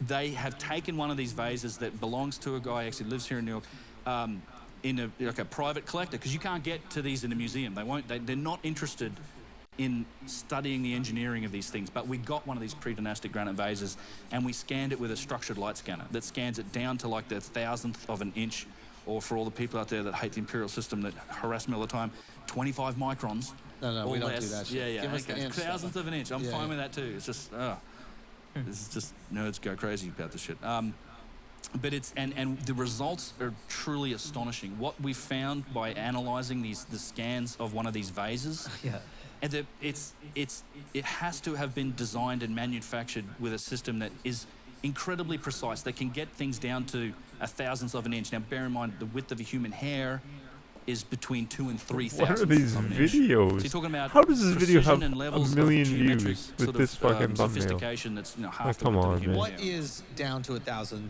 of an inch? Well, What the so fuck? what you do is, and if you go to vase scan, there's a directory called vase scan. Or is it? This is just pictures of the vase, but I've got a directory called vase scan. You look at it and you go, okay, so the top of the vase, we can define how flat that is, right? And we can also say, well, think of that as a horizontal axis. Yep. And then there's the mouth of the vase. And what they do, if you go to vase scan, the directory. Welcome to Hidden Archaeology. Today we ask, why are archaeologists afraid of opening the tomb of China's first emperor? Death traps and mercury poisoning are just some of the concerns facing archaeologists contemplating excavating Qin Shi Huang's tomb, China's first emperor. In 1974, farmers stumbled upon one of the most meaningful archaeological finds in Shanxi province, China. While tilling the land, they unearthed a clay figure, only scratching the surface of what lay beneath. Subsequent excavations unveiled an array of pits housing thousands of life-size terracotta army statues depicting soldiers and war horses. This terracotta army seemingly served as protectors of the mausoleum of Qin Shi Huang, the first emperor of China, who reigned from 210 to 221 BC. The mausoleum sits approximately 1,500 meters away. Despite extensive exploration of the surrounding necropolis, the emperor's tomb remains unexplored, shrouded in intrigue for over 2 millennia. The foremost reason for this reluctance lies in the fear that excavations could harm the tomb, potentially causing the loss of invaluable historical insights. Presently, the only way to access the tomb involves invasive archaeological methods, fraught with the risk of irreparable damage. An illustrative example is the 1970s excavations of the city of Troy, led by Heinrich Schliemann, which, in his haste and inexperience, obliterated nearly all traces of the town he aimed to uncover. Archaeologists are determined to avoid repeating such hasty mistakes. In pursuit of less invasive techniques, scientists have proposed methods like utilizing muons, subatomic particles created when cosmic rays collide with Earth's atmosphere. Muons function as an advanced X-ray, capable of peering into structures without physical intrusion. Regrettably, most of these proposals have yet to gain traction. However, aside from potential damage, opening the tomb presents even graver and more immediate dangers. In an essay by ancient Chinese historian Sima Qian, written approximately a century after the emperor's demise, it is disclosed that the tomb was rigged with traps intended to thwart any intruders. Precious artifacts and an extraordinary treasure were deposited within the tomb. Artisans were commissioned to craft bows and arrows designed to repel any trespassers, he elucidated. Even if these two 000-year-old archaic weapons were to fail, the historian asserted that a deluge of toxic liquid mercury awaited those who dared to desecrate the tomb. While this might sound like a fictitious threat, scientific studies examining mercury levels around the grave have uncovered concentrations significantly higher than one would expect in ordinary soil. A 2020 paper posits, highly volatile mercury may have seeped through cracks that developed over time in the tomb's structure, corroborating the accounts found in ancient chronicles that claim the tomb was never opened or looted. The tomb of Qin Shi Huang remains sealed and inaccessible, though far from forgotten. Researchers hope that scientific advancements may finally unveil the tomb's long-guarded secrets. As for the emperor himself, a considerable portion of his life was dedicated to pursuing a legendary elixir of immortality, a quest many believed in fervently. He embarked on extensive journeys, searching for this mythical potion, even dispatching a unique expedition to locate a legendary island rumored to hold vast quantities of this miraculous elixir. This potion in his tomb is not just about history, but also about the enduring mysteries and dangers that continue to surround it. It serves as a reminder of the caution and reverence required when exploring the ancient Imagine you are wonders of working our in a world. field in China and you stumble upon a piece of clay that looks like a human figure. You might think it's just a random artifact. 56 square kilometers, 22 square miles. This is it. This is the tomb.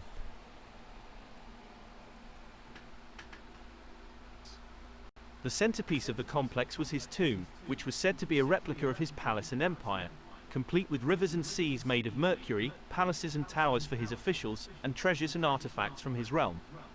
The tomb was also protected by elaborate traps and mechanisms that would shoot arrows or release poisonous gas at anyone who dared to enter. But the most astonishing feature of the mausoleum was the terracotta army, a vast array of clay figures that surrounded the tomb in 4 pits. These figures were life-size models of Qin Shi Huang's army, including infantry, cavalry, chariots, archers, generals, and even musicians and acrobats. Each figure had a unique facial expression and hairstyle, and was equipped with real weapons and armor. The purpose of the terracotta army was to guard the emperor in his afterlife, and to ensure his eternal domination over his enemies. The terracotta army remained hidden for over 2 millennia, until 1974, when local farmers digging a well in a nearby field stumbled upon some fragments of clay. However, despite the fame and glory of the terracotta army, there is still one mystery that remains unsolved. What is inside Qin Shi Huang's tomb? The tomb itself is located under a large earthen mound that rises 76 meters, 249 feet, above ground level. It has never been opened or disturbed by anyone since the emperor's death in 210 BCE. There are several reasons why archaeologists are reluctant to enter the tomb. One reason is that they are wary of possible dangers or hazards inside the tomb. They are not sure if the ancient traps or mechanisms described by historical sources are still functional or not. They also suspect that there could be high levels of mercury inside the tomb, which could pose a serious health risk. According to historical records, Qin Shi Huang was obsessed with finding an elixir of immortality, and consumed large amounts of mercury pills in his quest for eternal life. He also ordered his craftsmen to use mercury to simulate rivers and seas inside his tomb. Studies have shown that there are indeed elevated levels of mercury around the tomb area, suggesting that there could be even more inside. Another reason is that they are concerned about preserving the integrity and authenticity of the tomb. They fear that using invasive methods to access the tomb could damage or destroy valuable historical information or artifacts. They also worry that exposing the contents of the tomb to air or light could cause them to deteriorate or decay rapidly. For example, when some terracotta figures were excavated from their pits, their original colors faded or peeled off within minutes due to oxidation. Archaeologists want to avoid repeating such mistakes with the tomb. For these reasons, archaeologists have decided to wait until they have more advanced technology or techniques that can allow them to explore the tomb safely and non-invasively. They hope that one day, they will be able to reveal the secrets of Qin Shi Huang's tomb, and learn more about the life and legacy of the first emperor of China. Until then, the tomb remains a mystery, and a testament to the power and ambition of one of the most influential figures in history. Thank you for watching this.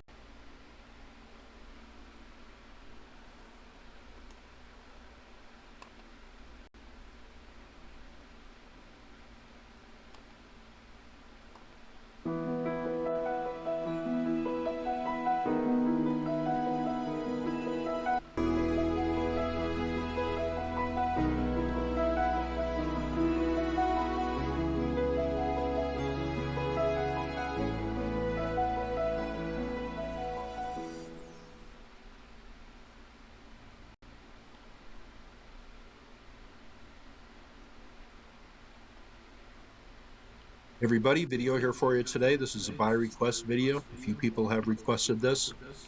Very well formed. Wouldn't know they were made of earth. They almost look like stone, just the way they are formed. But you can tell these are perfectly symmetrical and perfectly aligned to north. 500 feet across. Those are big pyramids. Right down here we have a 200 footer. Right there. And then we have one that seems to be attached to it to the north, right there. I have this one marked, 200 footer, and two small ones. Another one is right down here. That's a small one right there, and I'm pretty sure that is a pyramid structure. I've looked at these long enough to know. Back out again here. This is the big mama right down here. It's called the Maoling Mausoleum. There's a little discrepancy on the size of this place. I say 1,540 feet, and what I did is I measured it from the corners here. You can tell it starts, the rise starts in these corners right here, here, here, and here. Then it goes more up in the middle. But I measured the base there at 1,540 feet. That is huge. Now we are at Giza, and I superimposed the size of that mausoleum over the Great Pyramid and the Middle Pyramid. And that will give you some idea how big it is there. Those are two huge pyramids there on the Giza Plateau. Here we are perfectly north, so not exactly aligned right there. We go down to just south of that. There are two small ones right down here. Those are some of the smaller ones. I believe those are ancient small pyramid structures right there.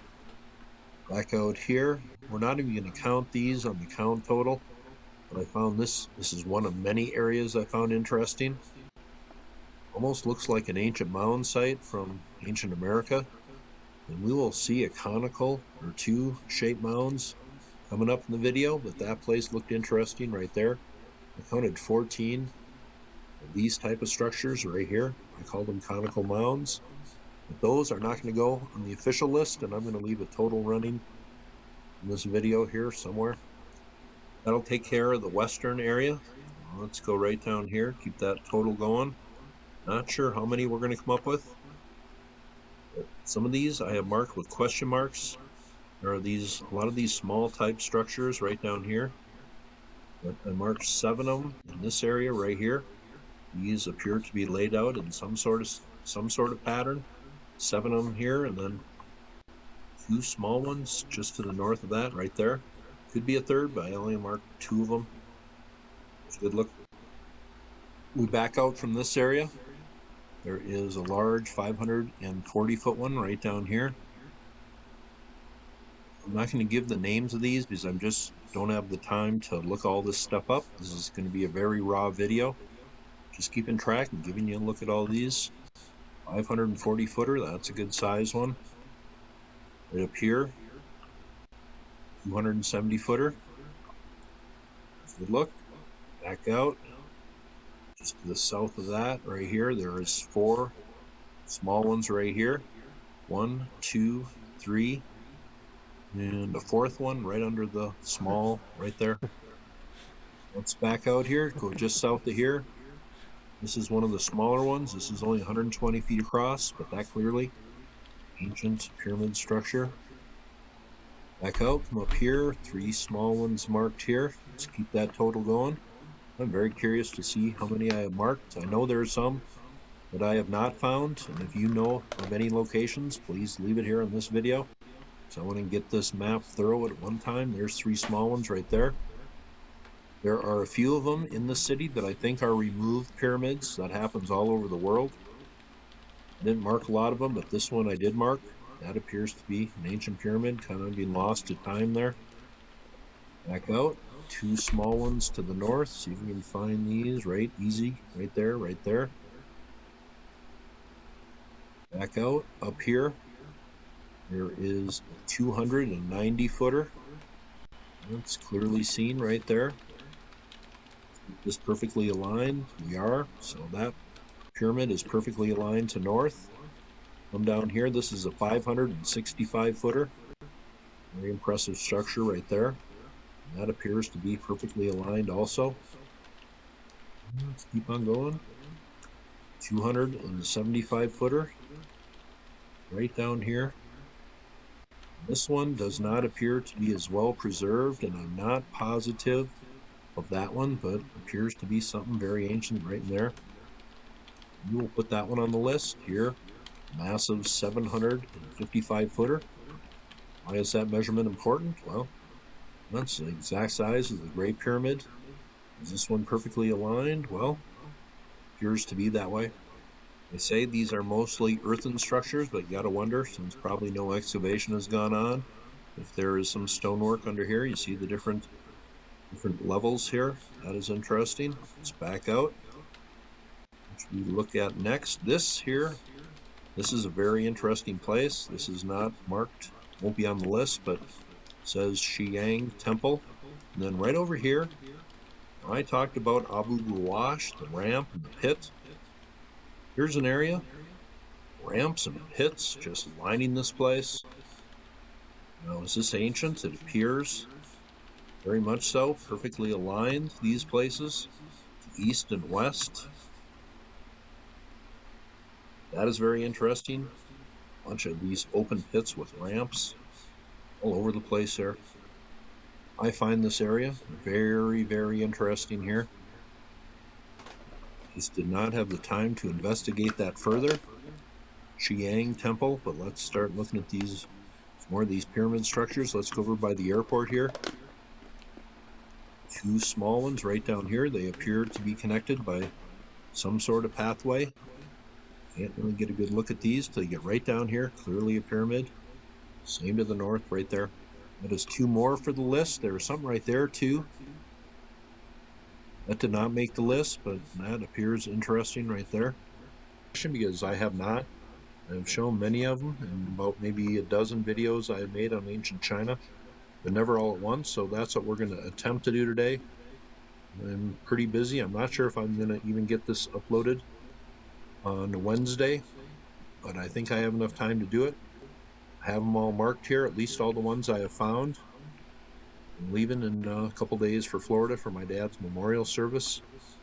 So this might be the last video in Florida for my dad's memorial service. So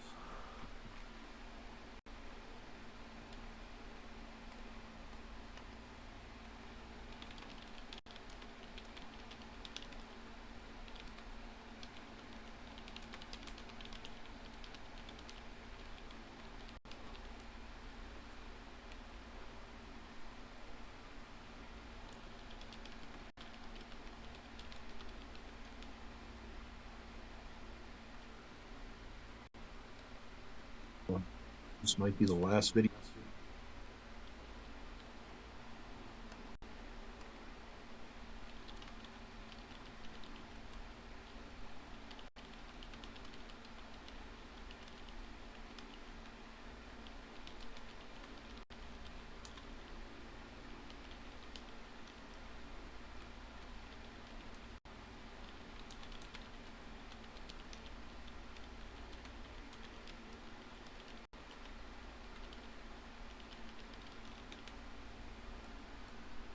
I do before I go, scheduled for Monday. I want to thank all you for all the nice messages I have received over the past month.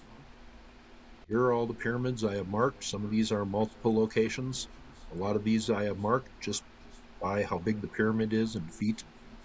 Here is all the ones I have marked. This is the Xi'an region. I'm not even sure if I'm saying that right still. I know I butchered that in previous videos. But you can tell here how the pyramids line the river, and then over some period of time, who knows how long, the river kind of migrated away from the pyramid field here. Or maybe the river just dried up with the small river it is today. But pretty much the rule here, if they were bigger than the satellite pyramids in Egypt, they got marked. There were a lot of places on here that I thought were pyramids that I did not mark. But most of these, I am pretty confident, are pyramid structures. Some of them are small, some of them are very large. We'll just start taking a look at them from, I guess, over here. And we'll give them a count here, because I'm not sure how many there are. We are oriented perfectly north. Let's just take care of these in the western area. There are two pretty large ones right down here. One marked 510 feet across, and these are very well formed. Wouldn't know they were made of earth. They almost look like stone, just the way they are formed, but you can tell these are perfectly symmetrical and perfectly aligned to north.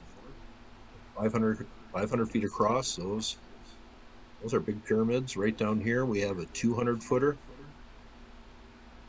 right there. And then we have one that seems to be attached to it to the north right there. I have this one marked 200 footer and two small ones.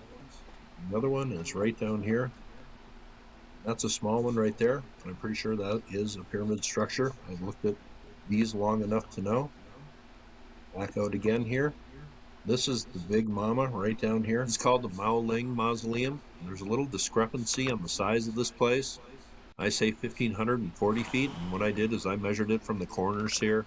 You can tell it starts, the rise starts in these corners right here, here, here, and here. Then it goes more up in the middle. But I measured the base there at 1,540 feet. That is huge.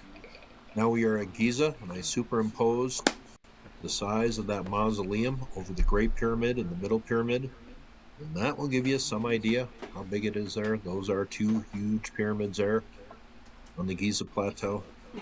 Here we are perfectly north, so not exactly aligned right there. Go down to just south of that. There are two small ones right down here. Those are some of the smaller ones. I believe those are ancient small pyramid structures right there. Back out here, we're not even going to count these on the count total. But I found this is one of many areas I found interesting. Almost looks like an ancient mound site from ancient America. And we will see a conical or two shaped mounds coming up in the video, but that place looked interesting right there. I counted 14 of these type of structures right here. I call them conical mounds. But those are not going to go on the official list, and I'm going to leave a total running in this video here somewhere. That'll take care of the western area. Let's go right down here, keep that total going. Not sure how many we're going to come up with. But some of these I have marked with question marks. There are a lot of these small type structures right down here. But I marked 7 of them in this area right here. These appear to be laid out in some sort of pattern. 7 of them here, and then 2 small ones just to the north of that right there. Could be a third, but I only marked 2 of them. It's a good look. We back out from this area. There is a large 540-foot one right down here. I'm not going to give the names of these because I just don't have the time to look all this stuff up. This is going to be a very raw video. Just keeping track and giving you a look at all these. 540-footer, that's a good size one. Right up here, 270-footer. Good look. Back out. Just to the south of that, right here, there's 4 small ones right here. 1, 2, 3, and the 4th one right under the small right there. Let's back out here, go just south of here. This is one of the smaller ones. This is only 120 feet across, but that clearly ancient pyramid structure. Back out, come up here, 3 small ones marked here. Let's keep that total going. I'm very curious to see how many I have marked. I know there are some that I have not found, and if you know of any locations, please leave it here in this video. So I want to get this map thorough at one time. There's 3 small ones right there. There are a few of them in the city that I think are removed pyramids. That happens all over the world. I didn't mark a lot of them, but this one I did mark. That appears to be an ancient pyramid, kind of being lost to time there. Back out. 2 small ones to the north. See if we can find these. Right, easy. Right there, right there. Back out. Up here, there is a 290-footer. It's clearly seen right there. This perfectly aligned. We are. So that pyramid is perfectly aligned to north. Come down here. This is a 565-footer. Very impressive structure right there. That appears to be perfectly aligned also. Let's keep on going. 275-footer. Right down here. This one does not appear to be as well preserved, and I'm not positive of that one, but appears to be something very ancient right in there. We will put that one on the list here. Massive 755 footer. Why is that measurement important? Well, that's the exact size of the Great Pyramid. Is this one perfectly aligned? Well, appears to be that way. They say these are mostly earthen structures, but you gotta wonder, since probably no excavation has gone on, if there is some stonework under here. You see the different levels here. That is interesting. Let's back out. Which we look at next. This here, this is a very interesting place. This is not marked, won't be on the list, but it says Xi'an Temple. And then right over here, I talked about Abu Gwash, the ramp and the pit. Here's an area, ramps and pits just lining this place. Now, is this ancient? It appears very much so, perfectly aligned, these places, east and west. That is very interesting. A bunch of these open pits with ramps all over the place there. I find this area very, very interesting here. Just did not have the time to investigate that further. Xi'an Temple, but let's start looking at these, more of these pyramid structures. Let's go over by the airport here. Two small ones right down here. They appear to be connected by some sort of pathway. Can't really get a good look at these till you get right down here. Clearly a pyramid. Same to the north right there. That is two more for the list. There was something right there too. That did not make the list, but that appears interesting right there. These are going to be on the count total. Two small ones, clearly seen, just south of the airport, right there, right there. The airport here is a good place to start looking for these. They're spread out all around here. Come right down here, 280 footer, right there marked. And then right by it, there is even a smaller one. This one appears to be kind of eroding away. And we have this one right here, appears to be much better made. Those will both go on the list. Just south of here, I have two more marked. And this one was kind of tough to decide, but I ended up deciding these are two structures here. You can tell by the shade, this thing has some height to it, and there is a smaller one right off of it. And those two features are perfectly aligned to each other, so that's why I am counting them. Out, right down here. I don't have the size of this one marked, but this one, very clear, fairly big one. Over here, a smaller one, just off the east side of it, right there. Just south of those two features. This is a very small one. Right down here, 100 feet. That clearly is one to me. At least I think it is. 95% sure. Over this way, I have three small ones marked. They are right here. Could be four. I'll count three. That shaped in a certain figure? Not sure. Down here, two small ones. Right there, right there. Out here, right down here, two more small ones. Here, just right out in the middle of the field here. Right there and right there. And right up from this area, I have this marked, 10 small ones. Count them out here, 10 of them. Right up here in a group. There are 10 of them, 3 of them larger, and then those laid out like that. That's a mystery. Who knows? I showed you these two small ones earlier. And I should have mentioned this. I'm not sure what that is and what that is right nearby. That's one of the many mysterious things that I found when doing this. Right down here, 260 footer. This one doesn't appear as symmetrical as some of them, but that clearly an ancient something or other right down there.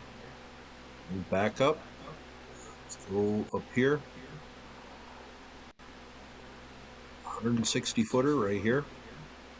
This one appears out in the middle of nowhere by itself. Back up. I wonder how long this video is going to take. It seems like it's taking forever here. But right down here, this is an interesting one. caught this in my eye, and then I look closer. We have some of these in ancient America, Olmec sites, but that appears to be kind of a spiral mound right there. And back up here again. Hear my microwave beeping. Right down to this area. There is a very large 620 footer, not aligned. 233 footer right next to it. Back out. Right up here next to it, 400 footer. Right there, 170 footer. Right next to it, not aligned. I have a question mark right here. Why?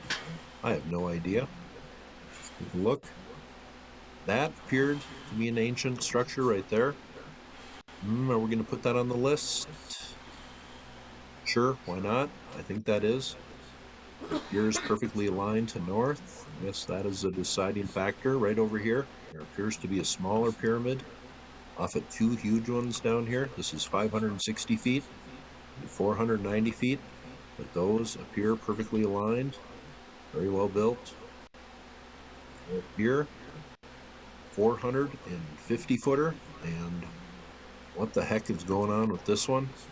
It appears they are doing something here, but that appears to be a pyramid, and have they built into this, but appears four-sided? Are they doing what is on? I have no idea. Those are clearly three pyramids there, but what the heck is going on with this one off to the east? What are they doing to this? Have they opened it up? Leave your thoughts below on that, but that is a head scratcher right there. Let's go over here, 180 footer, and I have a question mark for some reason. That, to me, has some elevation to it. And that is a pyramid. Count that one. And up here, I have a question mark. Some of these question marks are old question marks, but I put them here for a reason. Well, that, we're going to count that one. Seems there are some terraces you can see on that. It has elevation to it, like the shadow.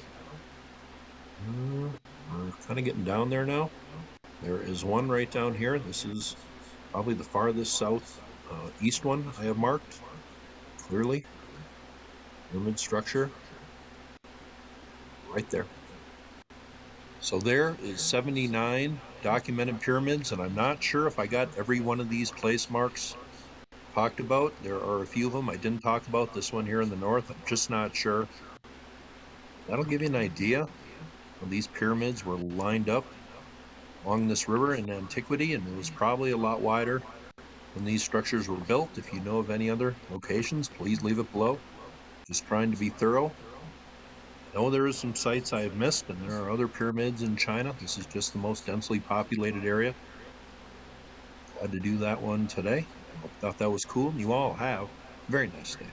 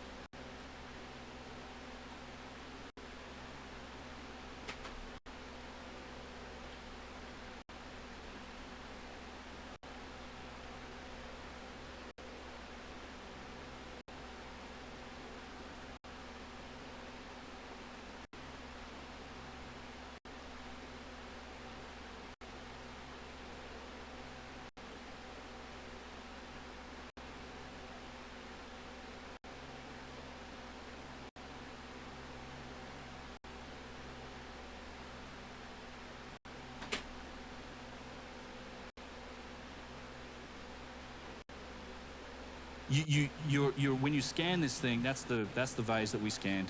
So if you go to like the second and third picture here, essentially we're taking the top of that vase, we've mapped it like a horizontal axis to it. Now we're mapping a cylinder to the neck of the vase using more than, I think it's 10,000 points of reference. So a very accurate representation of that neck of the vase.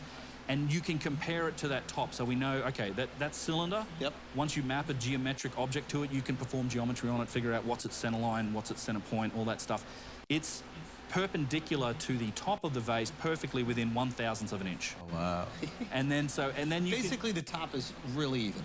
Well, it is super even, but now you've got, think of it, now this vase, we've defined an like a horizontal axis and a vertical axis. Yeah. Now we can go and map geometric shapes to other parts of the vase, the cylinders to the lug handles, cones to part of the vase body, or a sphere to part of the vase body. I just want to make it like digestible, because I heard you talk about this before, and so just for that top part, basically, if we assume the bottom is flat, the top is almost perfectly parallel to the bottom or the ground it's standing on. That's what you're trying to say. Yeah, so in terms of precision, right? Perpendicular and parallelism. Perpendicular is when this perpendicular is the T, fake column 90 that degrees. you guys are doing. But I'm just trying to explain like how flat the top is, and that's why it's so impressive. Well, it's flat. I think if you go to the first one, it's flat within like 4/1000th of an inch or something. It's insane. Like it's. And then no ancient tools as we know them would be able to do that. You need a level with The point of this is this is so far beyond the realms of some dude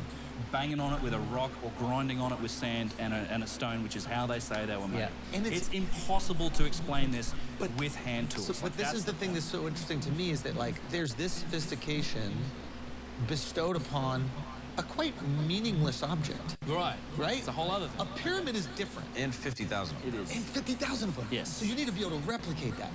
Maybe they have over factories. and over and over again. Now we're talking. There's an industrial process at Pointy, and so there's a longer discussion you get into about the relationship between precision and function. You only develop this type of ability to work in these precise measures if you are getting a functional return. Think about it this way, but once you have that capability, right, your manufacturing capability can be very precise, you can then apply it to everything, right? So I think there were functional objects. Some of these, either it's the sites, might be the pyramids, might be these giant bloody boxes that are underground everywhere. Yeah. I think a lot of that seemed to show the same type of precision. I think they had a functional purpose. I think that's why they developed this level of precision. But then they just applied that manufacturing process to everything. Think about, like, have you ever owned a car from the 60s? Yeah. Like, fucking, you have to turn the wheel this far to make it actually the wheels before they start to turn, and the panel gaps are wide, and the rain gets let in, and cars today, they're beautiful, they're all put together. We don't need that, but our manufacturing capabilities has robotics. They've been refined. Much better. That precision in manufacturing gets applied, and I think that's what we're looking at here. I actually think there may be functional purposes for these things. They could have acoustic properties. There might have been parts of other machines. We don't know. That's the other crazy part about this, is like, it's the temptation is always there to look at us and say, how would we do A vase to us is not a vase to them. It might not be more than art. Exactly. It might be, It might be something else. Here's a question I have for asking for a frame of reference. This civilization was much more advanced than we were up until recently. Around what time did our modern civilization become as advanced as they were, if at all? No, I think so. We could do, if we put the time and effort and money and resources to it, I think we could replicate a lot of this stuff. We haven't ever done it. It's too expensive. It's like no one's got the backbone or the resources to do it. That's not to say we couldn't do it. Well, I think our technology, I think, is different. I think when you look back at technology, think about, like, you talked about the progression of technology over a couple hundred years, right? We've gone down this electromechanical route of how we work and the world works. The temptation is there to then apply that to the past. But think of, like, in 50 years, 100 years, 1,000 years, we're going to know so much more about all these other realms of science and technology. I just think some of the answers and the paths that this civilization may have taken could be outside of our current understanding or perspective. I think they may have taken different routes.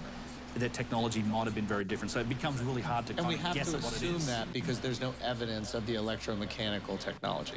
Well, yeah, there's nothing, like, there's no computers, there's the whole where are the tools argument is one that gets raised all the time. And that's a reasonable fucking argument. It is. It's like you've got these things that can't be made with these ancient tools. The ones we found. So where are the fucking tools? And I think you hear this a lot of times with, like, the skepticism about ancient civilizations. It's like, okay, well, where they live, where are the homes, where are all these things? These are good questions. They are. I think that we should be asking these questions, and I think it's good that you don't get defensive about those things. I think, yeah, and they're valid questions, and I think there's a lot of, we haven't looked in a lot of the places where I think this stuff's going to be, for starters, and I also, well... Where do you think it's going to be? Well, I think Graham Hancock makes a great point about this, but it's like sea levels rose 400 feet all over the world. There's like 10 million square miles of land that went under that would have been coastal and inhabited during these periods when the sea levels were far lower. We don't look at that stuff. Marine archaeology is 100% focused on shipwrecks. We don't look in these places.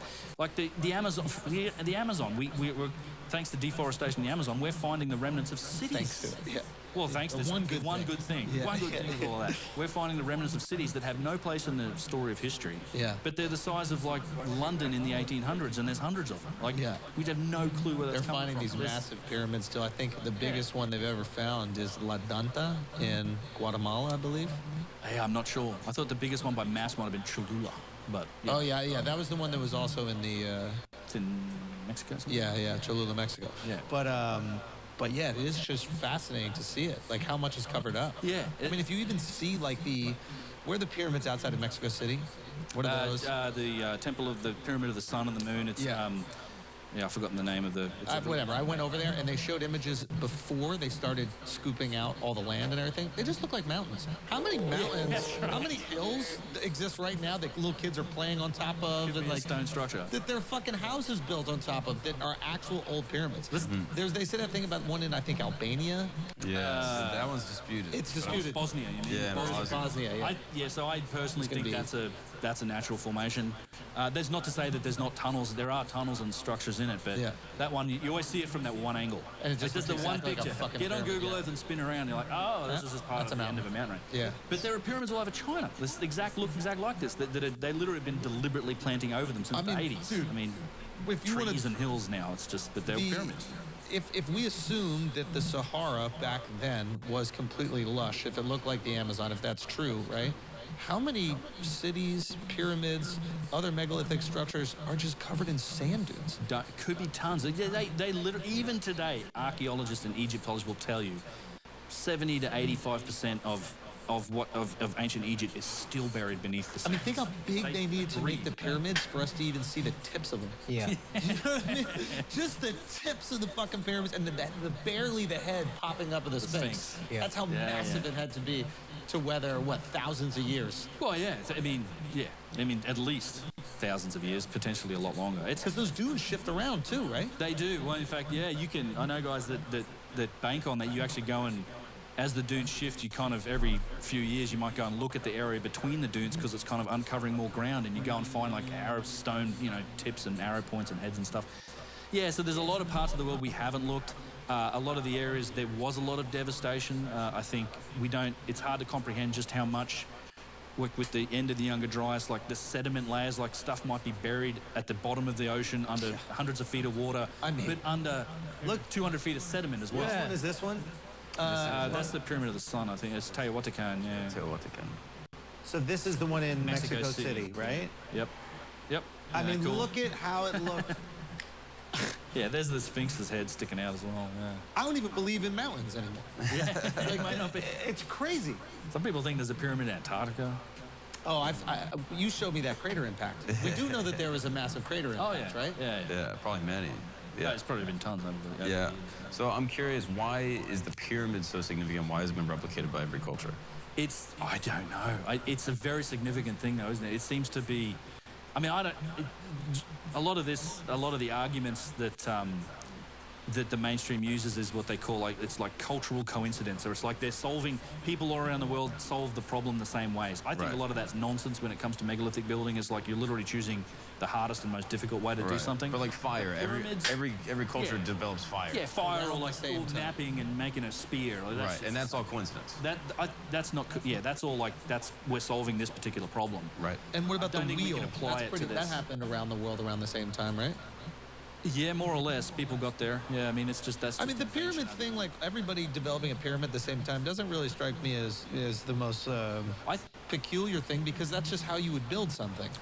right? You can't build straight up; it falls over. It's also very difficult to build straight up. So we just build in this kind of like what do they call the step pyramid mastaba. So it started the way they that makes describe it. sense It's to like, me. well, we started by digging a hole and burying people in that, and then we started, you know what? We'll build a little mound over the top of the hole, and then it became this step structure. We called a mastaba, like a platform. Yeah. And you know what? We'll start stacking these mastabas. And then you see Once that in get the Central step, America. That's this shape. And in South America, where they're like these pyramid structures built on top of pyramid structures. Right. Which makes it much easier to build because now you're not redoing this foundation, you're just kind of building on top of it.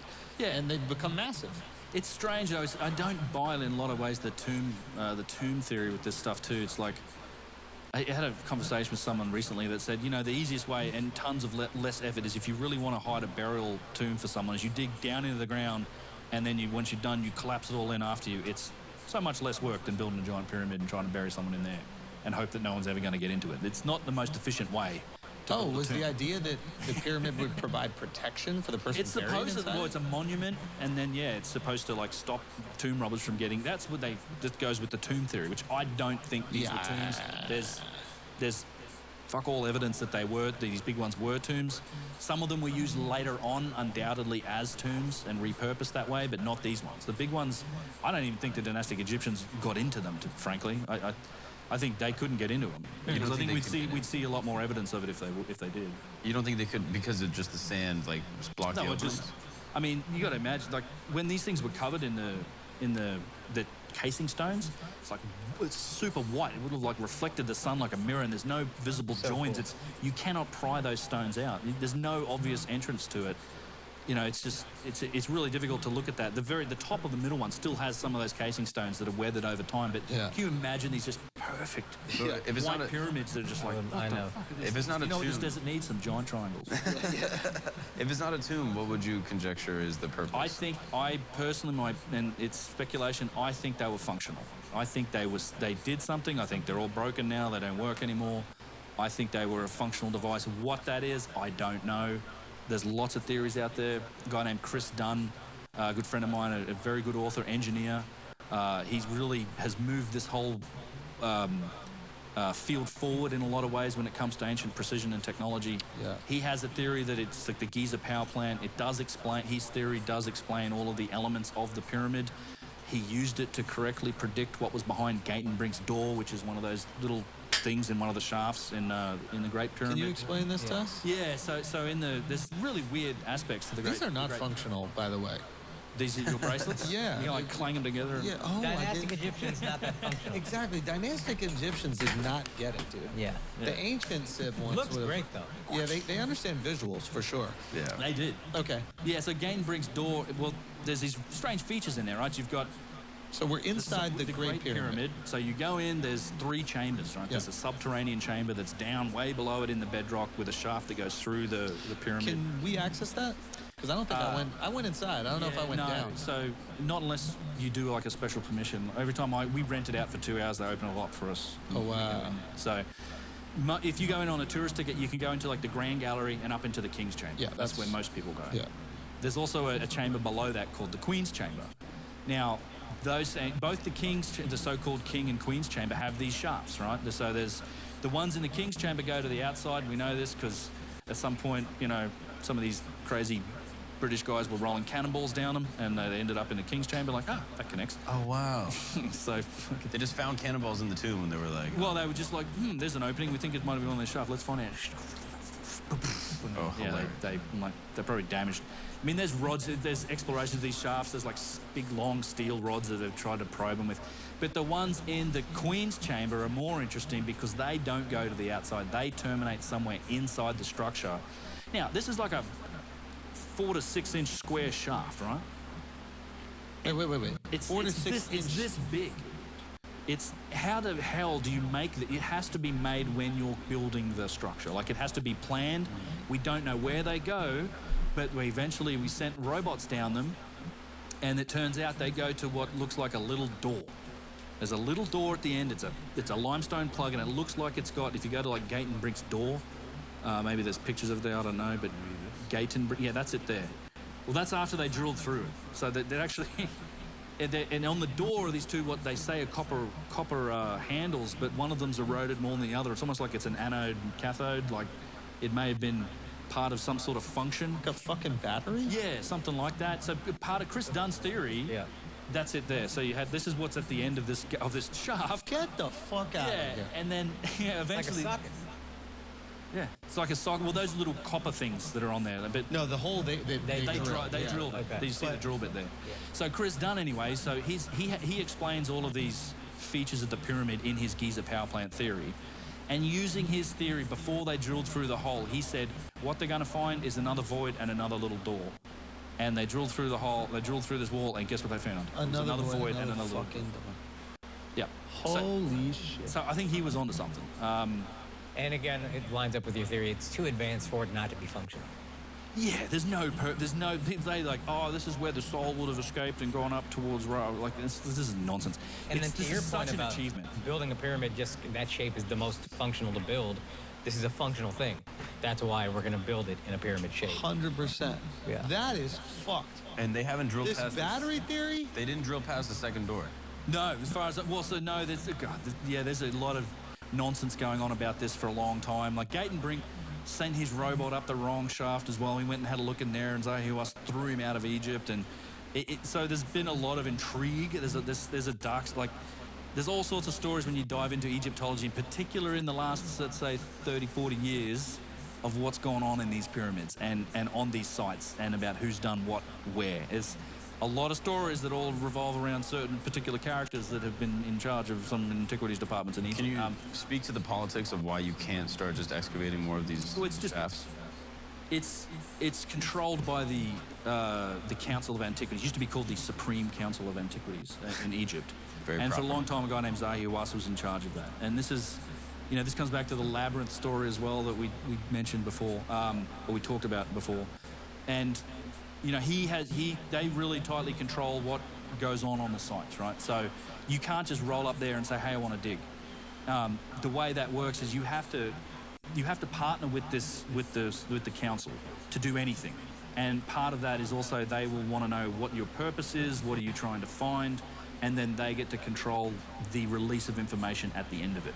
So typically what happens is you have institutions like universities from France or Belgium, Austria, America, wherever, Britain, they have access to a particular site to do research in a certain way, and then that information is very slowly released whenever the Egyptian authorities deem it necessary to do so. Why are they so protective of this theory of history? Because it's science. Why are the people who are kind That's their claim to fame, my boy. That's all they got. I guess, but to me, science is constantly disproving other science. They don't give a fuck about science. They give a fuck about, like, yo, we're Egyptian. These pyramids are fire. Everybody loves these pyramids. We made them. And if this dickhead comes over there and goes, nah, it was some other people 30,000 years ago. You just bumped in on it. Yeah. They're like, man, shut the fuck up. I'm not going to let you discredit our whole shit. I guess in my mind, they're still Egyptian, and it would still be like, yo, we survived the motherfucking apocalypse. We came back. Yeah. We're still here. There's a good argument to that. But I think they might look at it like, man, we didn't really do shit since back in the day. It's not even necessarily Egyptian that's driving this too. It's kind of mainstream Egyptology and also, they don't want to take the L. And also, I'm sure there's a religious component, which is like, you know, if you're dating the world, 6,000 years ago, and then you come in and it's 50,000 years.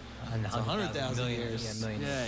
Oh, it operates a bit like a religion, to be honest. And unfortunately, there's a lot of domains of science that suffer from that type of embedded, dogma to one extent. And it does tie back to these. Essentially, what's history, right? It's a story that you cobble together from a collection of incomplete facts. Now, when more new facts come up, and younger Dryas and all this new scientific work, we should be taking that into account, but the problem arises when it starts to pull the rug out of the people that have really set what that story is. And honestly, the story of history and civilization hasn't changed for around 100 years. It still hasn't changed, even with Göbekli Tepe. We still say, well, civilization started 6,000 years ago with the Sumerians, then the Egyptians, and then the Greeks and Romans, Chinese, all this other stuff. Yeah. Is there a framework here for how this could be conducting energy and power, and what that power is used for? Chris Dunn's Giza power plant theory takes into account all of this stuff.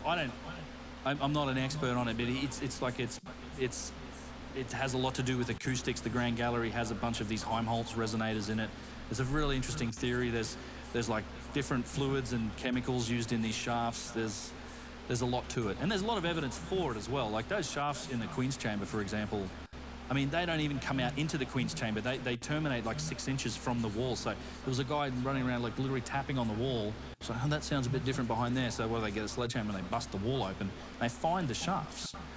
Like there's nothing. And when they first found the Queen's Chamber, by the way, it was covered in like 6 inches of these crystals that may have been the byproduct of some sort of chemical reaction. And in fact, I've got in here, actually, I shouldn't have gone in there, but they've been doing these experiments. So they unlocked one of these gates. There's like a shaft in the little grotto area that goes in, because there's this alcove in the Queen's Chamber, but you can go right into the masonry behind it and it opens up into a little grotto area. I crawled in there and I filmed, and you can still find chunks of this crystal and all these weird growths that are, because they cleaned it all up and carved it all off when they cleaned up the inside of the pyramid. But there's a lot of this weird evidence, like something else was going on. And what is his theory as to what this power could have been used for? Some form of energy. I don't know, some sort of microwave energy that they could have used if they had a receiver for it. They could have done it. Essentially, they think it may be coming from like this harmonic tone or this generation. It comes from the earth. It's a lot of complex theories on it. I don't know. Like I think his theory is the best one that we have that explains it with our tech. My personal opinion is I think it's probably broader than that. I think we don't quite understand what it's for, but I do think it was functional. Can you explain this resonance theory that you shared? I think it was on the Concrete podcast that you did. Right. So, yeah, I mean, there's one thing you find when you go in, and you would have found this when you went into the King's Chamber, like it's insanely resonant, right? It's just like this, the acoustics in there are off the charts. Yeah. And there is, it could be coincidence. It's also very underwhelming, which makes me feel like it wasn't a chamber.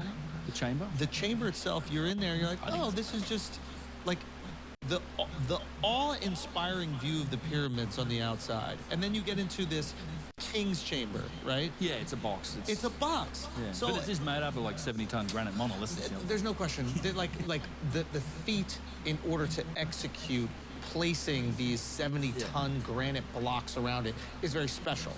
But when you look at the grandiosity of like the dynastic Egyptians, it's not reflected in this room in any way. And if that was the king's room, like for a king, then I think it'd be a little different. It makes way more sense to me that this is a power factory, because that looks like the source of the power, or the battery's hooked up, or whatever it is. That to me makes way more sense. Because if I'm the king and that's the room you made me, you're dead. Do we know granite? You know what I mean? I'm not dying here, motherfucker. I need more shit. Yeah. And it is just barren. It's empty. We'll bury you here. Tomb right there. It's functionalized place. Yeah. All right, guys, we're going to take a break for a second because today's episode is sponsored by Saving Your Ass Money. Think about that. Think about that. You go buy something online. There's always that little box that says, do you have the promo code? Do you have the coupon code? Is there a way for you to save money? And you never do. Let's just be honest. You never do. Well, you know what? You can. And you can without actually doing anything. Honey, okay, is a browser extension that's going to do it all for you. That's right. It scours the internet for all the coupon codes that are available for the thing that you need to buy. All you have to do is use it. It's free for you to use. All you have to do is use it, and you save money on the things you're already going to buy online. I don't even need to convince you to do this. You're going to go buy a pair of sneakers? You use the Honey browser extension, and then boom, you save some money if there's a coupon code out there. It is that simple. And also, Honey doesn't just work on desktops. It works on your iPhone, too. Just activate it on Safari on your phone and save on the go. So if you don't already have Honey, you could be straight up missing out. And by getting it, you'll be doing yourself a solid and supporting this show. Get PayPal Honey for free at joinhoney.com/flagrant. That's joinhoney.com/flagrant. Now let's get back to the show. All right, guys, we're going to take a break for a second because let's be honest, some of y'all dumbasses have probably gotten injured, hurt yourself, and you know what? You could have made a lot of money. You hurt yourself on a job. You hurt yourself because of the job's negligence. You hurt yourself because of someone driving in a stupid manner like Shifty. You hurt yourself for many different reasons, but it wasn't your fault. And you know what? You didn't get the money that you deserve, and Morgan & Morgan is going to help make that happen. And you know what? They're not going to even get paid unless they get you your money. Think about that. They're so confident if they take on your case that they're going to get you breaded up. They could get you breaded up. That they don't even want money unless you make money. Think about that. Morgan & Morgan is America's largest injury firm. They have over 100 offices nationwide, more than 800 lawyers with over $15 billion recovered for clients. Morgan & Morgan has a proven track record fighting to get you full and fair compensation. Submitting an injury claim with Morgan & Morgan is so easy. It's more like using an app than hiring a lawyer, okay? You submit a claim with Morgan & Morgan, okay? It's basically like ordering takeout. That's how simple it is. Morgan & Morgan, you are going to be taken care of. So if you're ever injured, you can check out Morgan & Morgan. Their fee is free unless they win. For more information, go to forthepeople.com/flagrant or dial #law. That's #529 from your cell phone. That's For the People, FOR thepeople.com/flagrant or #law, #529 from your cell. Now let's get back to the show. Do we know if granite has any functional properties that could be? Yeah, it's piezoelectric. It's a conductor. It's piezoelectric. If you hit it with enough pressure, it generates electricity. There's a lot of quartz content in the granite.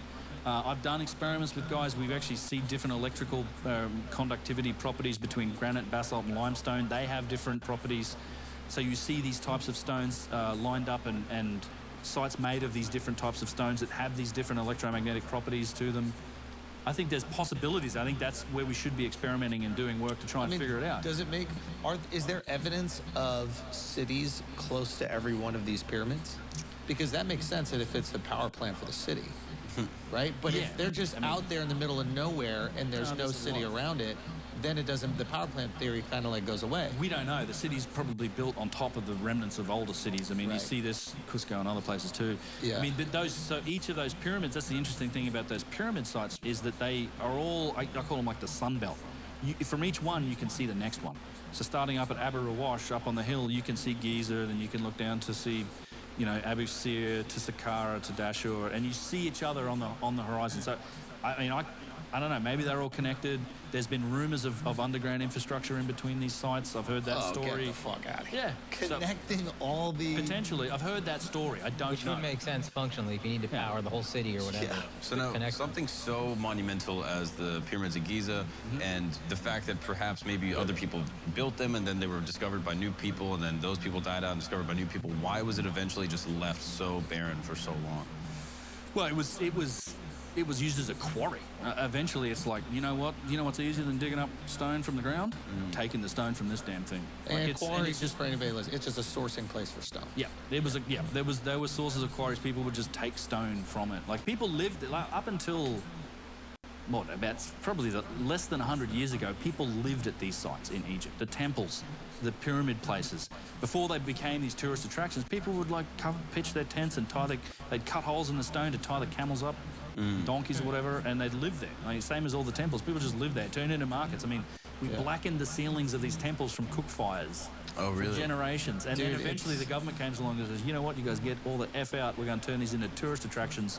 So in some ways, like we've inherited them, these sites today. We use them as tourist attractions. We've renovated them as tourist attractions. You would think that the neighborhood Maybe the Egyptians did the same thing. around the pyramids would be like Central Park property. You know what I mean? Like, it is not. Like, there are people out there who probably live in like really like lower income homes that have a perfect view of the most amazing thing that humans have ever created. My buddy Yusuf, he lives in Nazlet El Samam, which is the village near the Sphinx entrance, and he's got his shop there, and his little balcony's on the 5th floor of this building, and we sit out there and play music or whatever and just stare right at the Sphinx and the pyramids. Like, that's the view he grew up with. It's insane. Wow. Yeah, it is cool. And they're trying to knock it all down now. The government wants to go there. They want to build hotels and do all this stuff.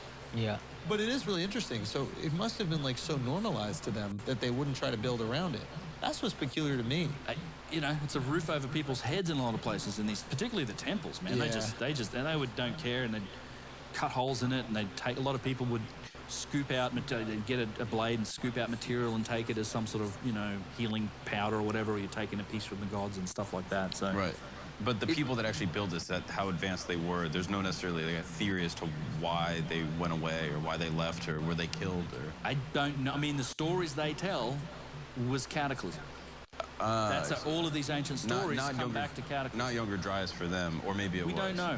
We don't know. We'll put it this way. So the Egyptians themselves, I don't think you can separate the dynastic Egyptians from what you might call the builder culture, right? The advanced culture. the Egyptians themselves call themselves a legacy culture. So they describe 2 time periods before the dynastic civilization. The oldest one is called Zep Tepi. It's when the gods themselves walked to the earth. They had mystical capabilities. It went for like 25,000 years. Yeah, those were the gods that then get worshipped as gods in their pantheon. They supposedly walked the earth. This is Horus, Osiris. Yep. And then after they went away, for whatever reason, there's a time called Shemsu Hor, or the followers of Horus. Again, these semi-divine mystical beings with all of these crazy powers that you could interpret as magic or technology, and they reigned for like 15,000 years or something. As disciples. Well, yeah, they have these kings lists of these rulers that then it adds up to like 15,000 years for the Shemsu Hor and like 25,000 years for Zep Tepi, and then Menes is the first king of the first dynasty, and it goes right on. Until and we decide, yeah, they look at that, that's our history, and it's our academics that decide, you know what, Menes, that's actually where the history starts, and before that's all myth. And the Egyptians themselves didn't make that distinction. Now let's assume there's a cataclysm. Yeah. Happens tomorrow, God forbid. 1,000 years from now, and it brings us back to hunter-gatherer. 1,000 years from now, if people were telling stories about these ancient humans that had little blocks that they could see each other on and compute, we would sound like the gods. You would. You would sound like the gods to people thousands of We years could from send now. messages to people across the planet in 1 second on a, not even, just email. Through the air. And you know what? The idea of a satellite is so foreign. It literally seems like we're just sending messages. It's magic. We It's had magic, objects bro. in space that could track people at any point. You could have a self-automated weapon that would kill one person. You know, like a drone sounds like the craziest thing. The angry gods that would strike down the wicked. Yeah, it's... And you might even imitate it. You might find a black shiny rock and carve it to look like that and try and do it. And that's, I think, what's happened in ancient Egypt, because across these categories of artifacts and objects, you see like a tale of 2 industries. You have the advanced objects, and then you have the primitive objects that match the primitive tools. So I think there was a lot of imitation and replication going on. I think a lot of these places, like these ancient sites, the Old Kingdom sites, the pyramid sites, eventually became ceremonial sites by the ancient Egyptians. They were the ones dancing around the campfires trying to turn them on again. Because they've got some cultural memory of something happening, of something working. It's oral story. We would do the same thing. It's human nature. How do we get this So thing this going? is still Egyptians? I do, yeah, because look, I think some of the we haven't really talked about the statues. The statues are astonishing. There are statues. Oh, you bring up these statues. Yeah, go to like the giant precision of the statues objects. is just unbelievable. There's a directory of the giant objects or statues is another one. But some of these statues have the same type of precision. We've analysed them for symmetry. They're absolutely not makeable by hand. They're very challenging, and some of them range up to the size of take the Statue of Liberty.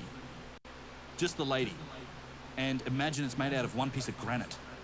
Like that's the size of these things, like 1,000 to 1,500 tons. Imagine this is granite. These statues. Yeah, they're all granite, single pieces of granite. I'm sorry, there are statues. Oh yeah. That are the same size as the Statue of Liberty. Yeah, more than 1,000 tons. There's a directory. In height. Well, no, just the lady herself. Yeah, like 100 feet high. Yeah. It's insane. And where are they located in Egypt? So there's a bunch of them. I know of at least 3 or 4. Again, if you go, the other directory of, I think it's Huge Objects, the 3rd one down. There's some pictures of it. But you find them there's a place called, one of my favorites is at a place called the Ramesseum. And it's probably the biggest piece of one of these things is laying over on its side. That's it there. So you see the head there? You see the girl standing next to it? So that's its head. So pan right, and you see the human, like she's standing next to it. Oh wow! Yeah. So that was a seated statue, single piece granite. Just the pedestal it sits on is 450 tons. But this thing out of rose granite was a single seated statue that's fallen over. There's evidence for standing statues of a similar size. Keep going. Next one. Yeah. So that's the shoulder and arm. That's the shoulder and hand of a standing statue. That's at Karnak Temple that we're putting back together. And that thing is made out of an even crazy material. That's composite quartzite, which has chunks of flint in it. And flint goes up to like an 8.5 on the Mohs scale. That is a much harder material to work than granite. Sorry, where did you say this was? Karnak Temple, which is in Upper Egypt, in the south. And how far? Yeah, go, Mark. I was just going to ask, just for these materials, how far away are those quarries? Well, a lot of the quarries for granite was in Aswan in Upper Egypt. But there's, so if you go to the next picture, that's a foot. It's about the same size as the feet of the Statue of Liberty. You see the big toe? Now, that's made out of granite. That's in the north of Egypt. That's at Tanis. That's more than 1,000 miles from the quarry for this stone. So they moved a piece of stone that's probably 1,500 tons from somewhere down 1,000 miles away, shipped it up to this place in the Delta, and then there was a giant statue made from it. Is it possible? Mental, but yeah. Is it possible that the reason why there's so much evidence of the granite statues is because those are the only ones that made it? I think they're so high on the Mohs scale that they weren't absolutely disintegrated. Yeah. Like a limestone statue would be potentially over thousands of years of erosion. Yeah, I think so. Well, granite, if you're going to make something that you want to last, you make it out of granite. Or you make it out of this tough stuff like this. So it's possible they also worked with limestone. They worked with other things. Yeah. Those are just gone. I think so. Well, and so this is where it comes back to that question about are they Egyptians? And why I don't think you can separate the dynastic Egyptians from... Whoa, go back one. That's the Colossi of Memnon. Fucking hell. And that's all granite? That's all granite. Well, actually quartzite. Has this been placed back together? It has, yes. The Romans actually rebuilt it. Oh, really? Yeah, they're uncovering big statues here all the time. This is at I think it's the Temple of Amenhotep, something like that. It's on the west bank of the Nile, near where this is. And so here's the connection to me. I think... And it's one thing you see, you go into all the temples from the Old Kingdom to the New Kingdom. The consistent look and feel of these kings and pharaohs interacting with the gods, all of the iconography doesn't really change that much. It's the same look. It's that traditional Egyptian look, what you guys said, right? That's, I think they get that. It's like, I get the question like, well, if you think the statues are so old, how come they look like dynastic Egyptians? I'm like, I think it's the other way around. The dynastic Egyptians copied the old statues. I think they inherited this iconography, that look. It's like every time you see their rulers, they put themselves in amongst the gods. They're trying to become one of the gods, like take some of that power, that significance. And they put themselves in those shoes, you know. Eventually they got really arrogant and they'd take these big statues, they'd hammer their own name into them. There's tons of examples of where they with these overwritten names and they put this is me now, you know. Like I'm the biggest. That's Ramses the Great. Ramses II did that everywhere. He just graffitied his name deeply into all this stuff, and it's acknowledged that's what he did. Oh wow! But I think that's where they get. That's why you can't disconnect them from that culture. I think they're part of it, but they have a gap, and the gap's probably due to cataclysm. Right. Probably knocking them back to the Stone Age and hunter-gatherer. And then when they came back, they had some knowledge and some artifacts and some understanding, but they didn't have the capability. Right. Now, typically with these types of amazing monuments, there's amazing cities nearby, kind of like what he was talking about. Now, I'm not familiar with Egypt specifically, but are there great cities, the great ancient cities that you can still see? Or like remnants or ruins of those cities? Or are they completely built over? Thebes, yeah, I mean, Heliopolis, no, there's all still remnants, like up in the north. There's Memphis, there's a lot of like dynastic Egyptian cities that are there. Yeah, it's still all part of it. And I mean, they've generally built over the top of it. Are the cities as advanced in terms of like infrastructure and city planning as the monuments are in technology? Oh, you're talking about cities that reflect... Dynastic Egyptian cities? I mean, no, pre-dynastic. Like, let's say there's only the, Empire State Building left. We can look at it and say, oh, there's an equally interesting city of people that are using the same remnants. With a fascinating monument, is there a city with, granite roads? Is there a city with water structures and aqueducts? For example, Göbekli Tepe, right? Yeah, exactly. You saw that one spot, and then as you did that kind of LiDAR, what is it, like a... Or a subterranean scanning or whatever. You found that there was a bunch of other versions of those structures that were built. Right. Do you see that type of like city planning around the Great Pyramids of Giza? Has that been covered by like Cairo? Yes, it has. Okay, yeah. So we wouldn't be able to tell. It might be underneath. It's inhabited. Yeah, it's been inhabited. That's the thing. You change it over time, generation. Even more so than potentially these pyramid sites.